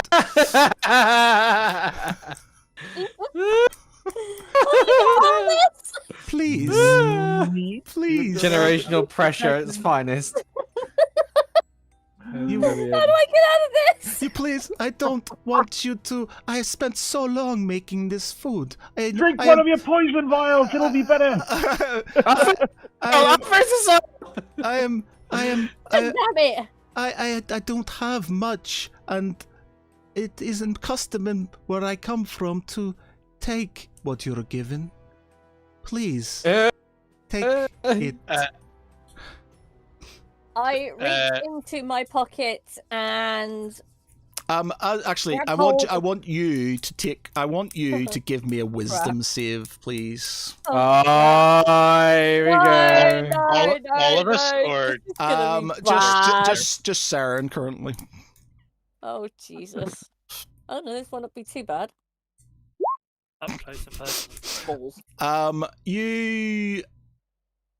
The smell sort of kind of starts flooding around you. It smells of home cooking, of your mother's stew. You have this sort of nostalgic sort of feeling. It's just something about the old lady's voice that sort of makes you feel like Crap. your mother and the food that she used to feed you as a child.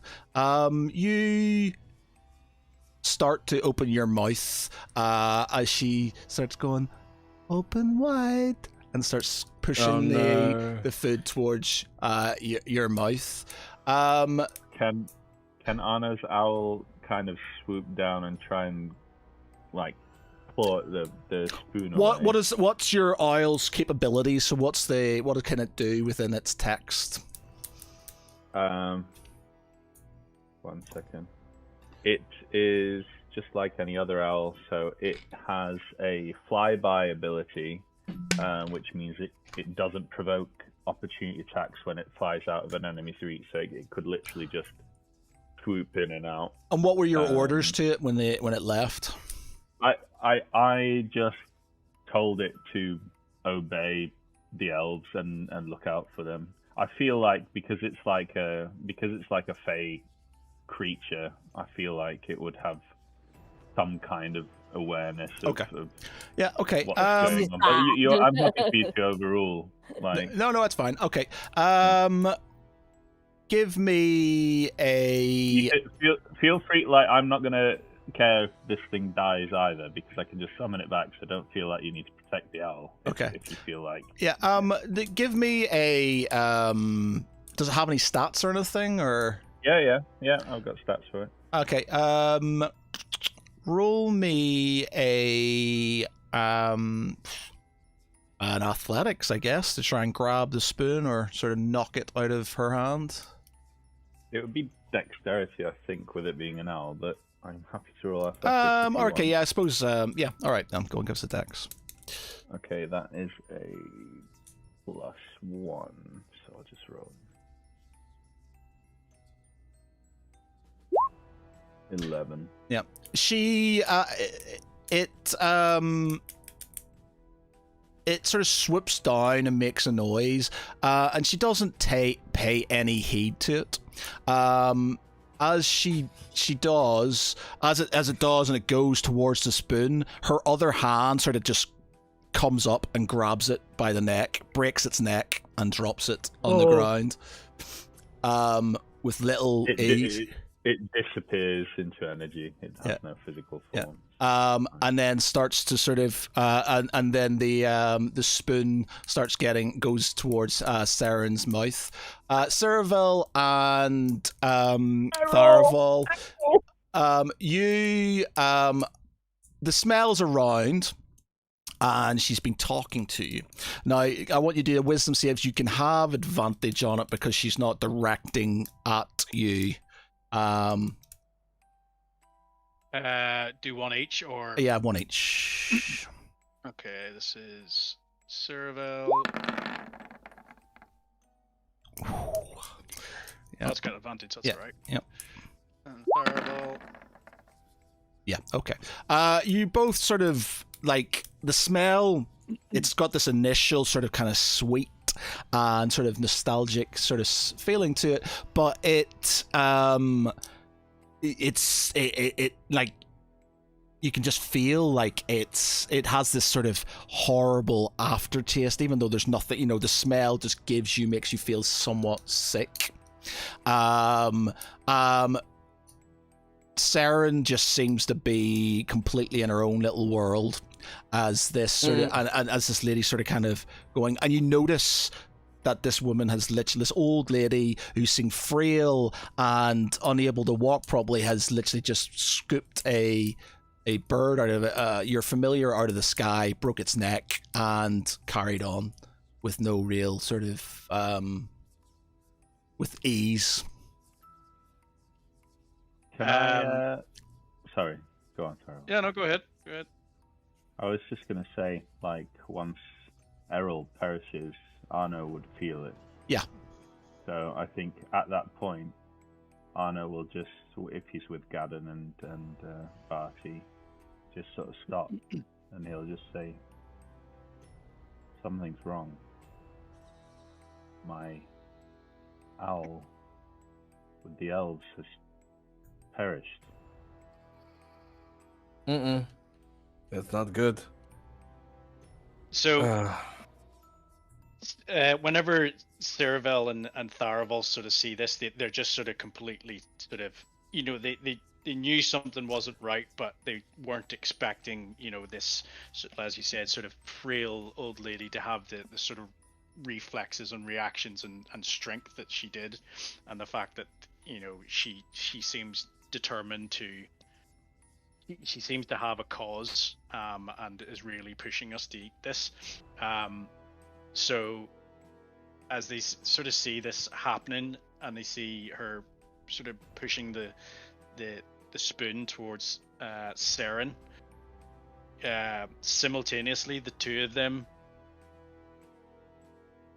grab the spoon in her hand and then force it into her own mouth. Ooh. Okay. So, well, before you do that, Saren, you're sort of sitting in your sort of house in what's the name of your hometown? It was I keep doing this wrong. It is Elwyn Falls, Ewyn Falls, or sorry, the Iwinen Falls. Iwinen Falls Means yeah, That one. yeah, Iwinen Falls. You're sort of sitting there, Saren, come on, food's ready, eat up. Your father will be very disappointed if you don't eat it all. You sort of sit down and you know you're feeling warm, and you know this food is it's like your favorite food of all time. Like, it's just you know, you haven't had it in years. It's something you've always sort of remembered. It's, you know, something that your mother, one of your her main dishes, and it's something that you just want to eat. You see Ceravel and Tharavel, you see her about to sort of take a grab of this, and you lunge, you sort of count, and you know, and you lunge at this old lady. Roll me roll me dexterity, I guess. Are we doing sleight of hand, acrobatics, or dex save? Acrobatics, I guess, if you're sort of kind of doing something to sort of try and... Yeah, I'll say acrobatics. Do we get advantage if we're both doing it? Yeah, okay. Yeah. Okay, so you sort of kind of jump over and you grab her hand. As you do, you feel like, old woman, this is going to be easy, but like she's strong, really, really strong. You're stopping her, but you're not able to force it in, you know, back on herself. She just is there, and she sort of firms up. Her voice goes from, "Come on, Saren, eat the food to come on, Saren, eat the food. you hear like Saren just is completely within her own sort of little world, and you two hear this sort of monstrous voice. This old lady in front of you then sort of seems to change in shape, seems to get more bestial, covered in seaweed and the flotsam and jetsam of the sea. There's cockles and mollusks and things kind of hanging off them. It's a huge beast. When you're literally hanging on to its arm now as it sort of starts trying to force this this spoon into Saren's mouth. Roll me a strength check. You can have advantage on it because actually you can't because it's too large. Just a straight strength check. Are we doing a strength save or acrobat or athletics or strength check? Just roll strength. Yeah.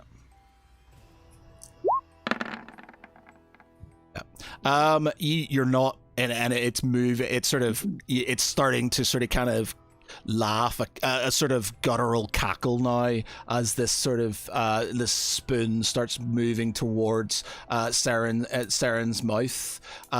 It's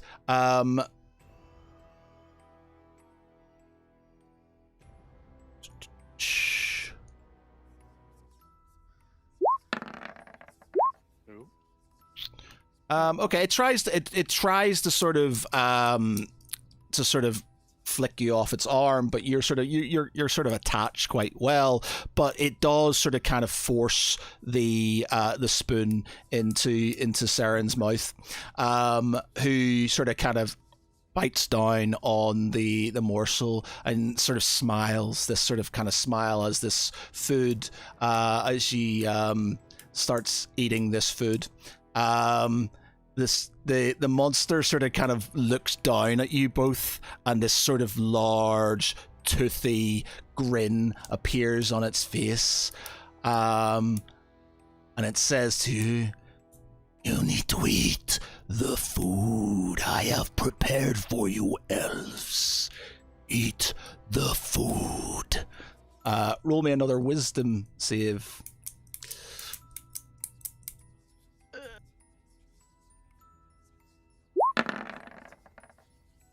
Ooh, nice. Okay, we're going to say, who's that from? That was Ceravel. Okay. He cannot be sort of affected by it anymore. You, on the other hand, let go, and let go and sit down beside Saren.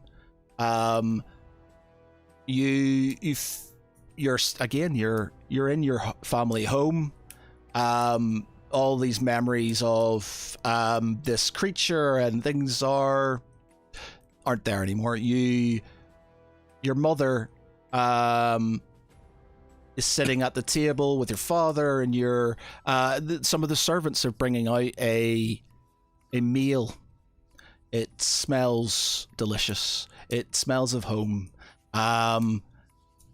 Saren, you're sort of chewing on the food that's there and swallow it down. Tharaval, the Ceravel sees you there and is struggling even more now to sort of kind of restrain this creature as it scoops in to get another spoon of this food and starts pushing it towards you.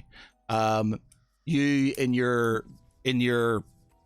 state just hear your mother's voice saying to eat up, and that your father just hunted this deer recently, and you need to show some respect and eat. So sort of Cerevel's sort of saying that Tharavel is sort of going under this trance or curse, or he lets go of the creature, and he kicks Tharavel off the perch, like away from the spoon. And then he, as he does that, he sort of draws his bow and shoots it at the thing, the sea creature. Yep. Okay, just roll me a hit then, I guess. Let's see.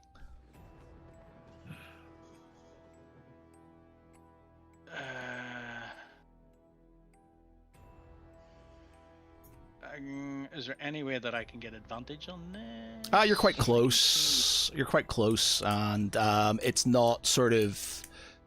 It's more concentrating on feeding rather than. Yeah, defending. I'll roll a sort of perception to see if it's sort of. It's not really paying. It's aware that it's a lot stronger than him, and it's sort of more focusing on feeding Tharavel than.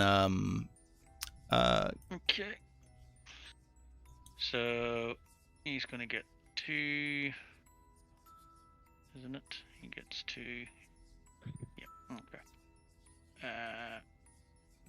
Where is it? Dragon Bow 1. Oh shit! Second one. Shouldn't have all the damage on it, so just forgot to take off the. Okay. It doesn't really matter. I'm not sort of gonna do a full combat onto it and stuff. Okay, so Cerevel sort of spins off and sort of kicks Tharavel sort of out of the way and then draws his bow. The arrow sort of kind of goes straight into this sort of bulbous sort of weeping eye of the creature assailing you. It sort of screams and lashes out as this arrow sort of kind of plants in its eye. Roll me a dexterity.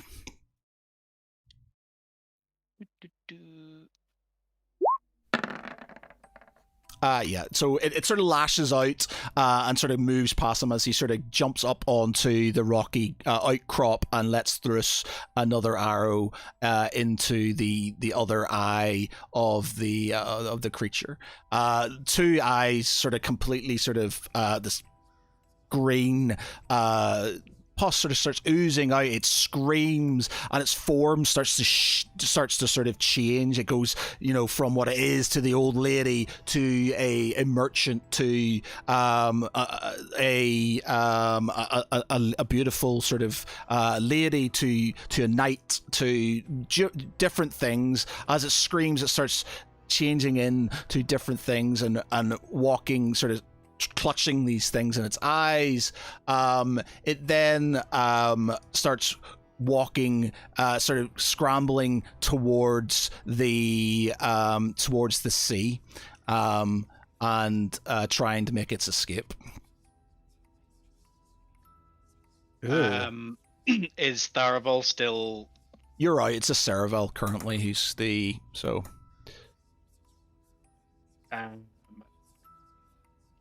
So, Cerevel, as it basically, he's just going to keep on firing arrows at it as as it's sort of wading it back into the sea, just to try and finish it off. Roll me one more attack them. You can have advantage because it's got your back to it. It's back to you. Might be a little bit distracting. Yep. Okay.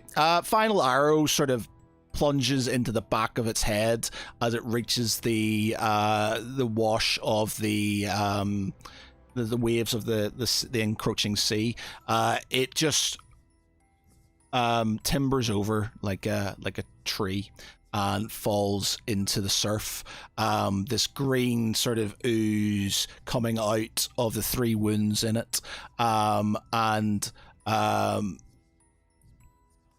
sort of crabs and things sort of kind of coming out of the holes within it and sort of going off into the sea as it slowly starts to sort of disintegrate.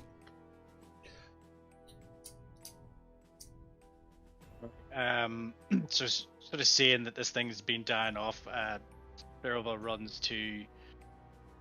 He first runs to Seren, sort of knowing that she's swallowed this stew and not really knowing what effect it will have. So he scoops up like a lot of sort of salt water and he forces it down her throat to try and get her to like regurgitate it up, to sort of throw it up. Okay.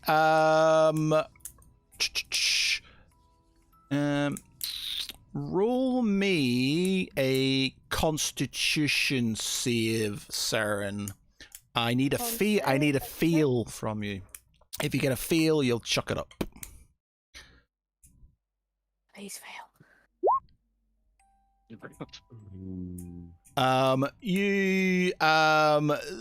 The water, you just spit out the water. It sort of comes in, you drink some of it. It sort of makes you sort of splutter. But you, whatever you have is currently in your belly. You are now aware that you aren't in your family, and you just have Ceravel standing over you, sort of trying to force seawater into your body. Okay. What the hell happened? A cursed sea beast. You swallowed a semen stew. That's funny. That's funny. That's very funny. That's so funny. I swallowed a what? You swallowed sea. You sweet sea. You had it. I'm pretty sure it had crabs. God. Was it watery, right, and frothy as well? Asking the question. Yeah. Apart from that, you sick up a bit of the water, a little bit of some of the stew, I guess, but nothing else. It's sort of kind of in your body now. You don't feel like you've come out of this. You feel like you've had something to eat. You're more sort of annoyed that you've just had a gut full of seawater. But other than that, you seem okay. Okay. Ceravel sort of helps her to her feet, and then he sort of turns to pick up Tharaval as well. Tharaval sort of kind of shakes it off and looks like, as he sort of comes to, starts looking around to sort of and readying his bow to sort of try and deal with the sea creature.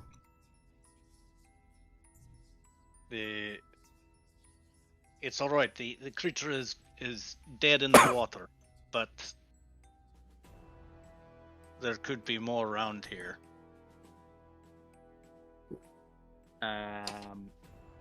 Yeah, Ceravel and Tharaval sort of scan round to see if there's anything else. Probably do perception. Where are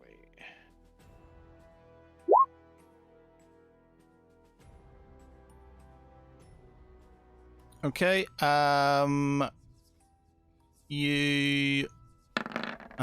Let me see. Okay, so okay, quickly, and then we can end it as well. But you sort of you have a look around, and you don't see anything else. No shapes, no shadows.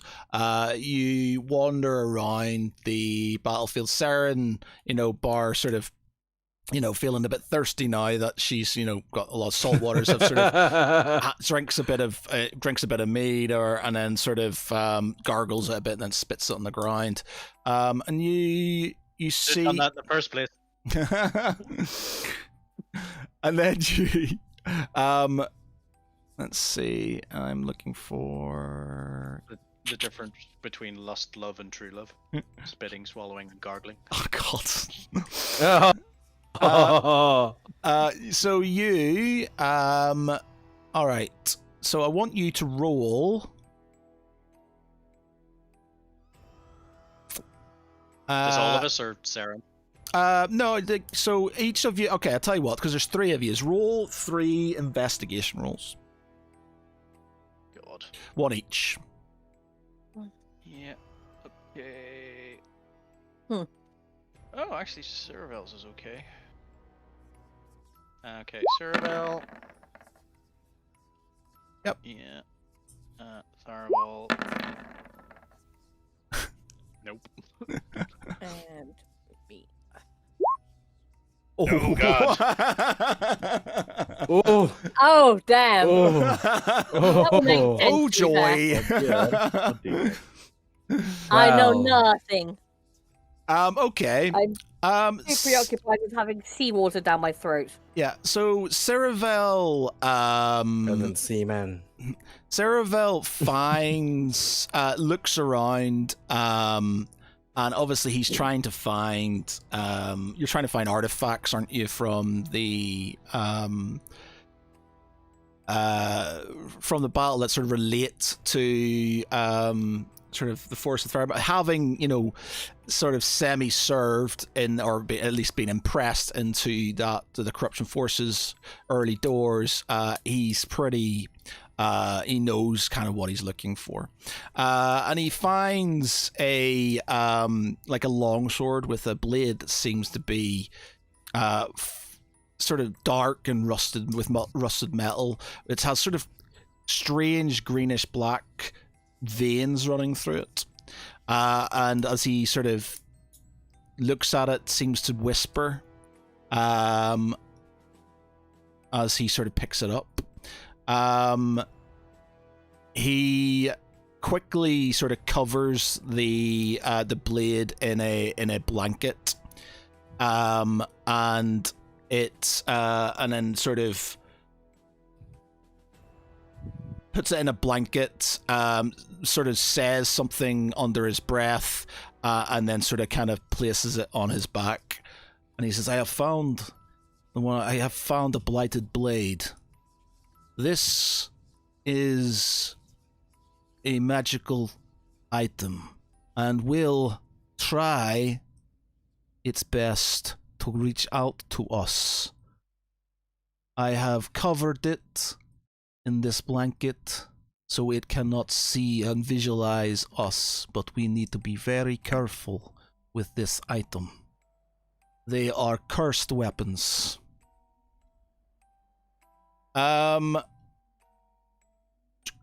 As for Tharaval, you don't find anything. You just can't sort of see anything around. You're not, you're kicking things over, looking. You find a little bit of armor or something like that, and sort of show it to your brother, and he's just like, no, nothing of sort of any note and stuff.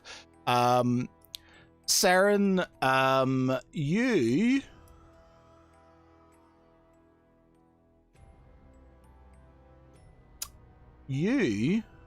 hear the whisper.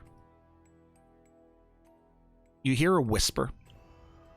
And you with that whisper, you feel some pain in your abdomen, in your stomach. And it's the voice of the old lady in your mind pleading with you to protect her, to help her, and stop these creatures from hurting her. She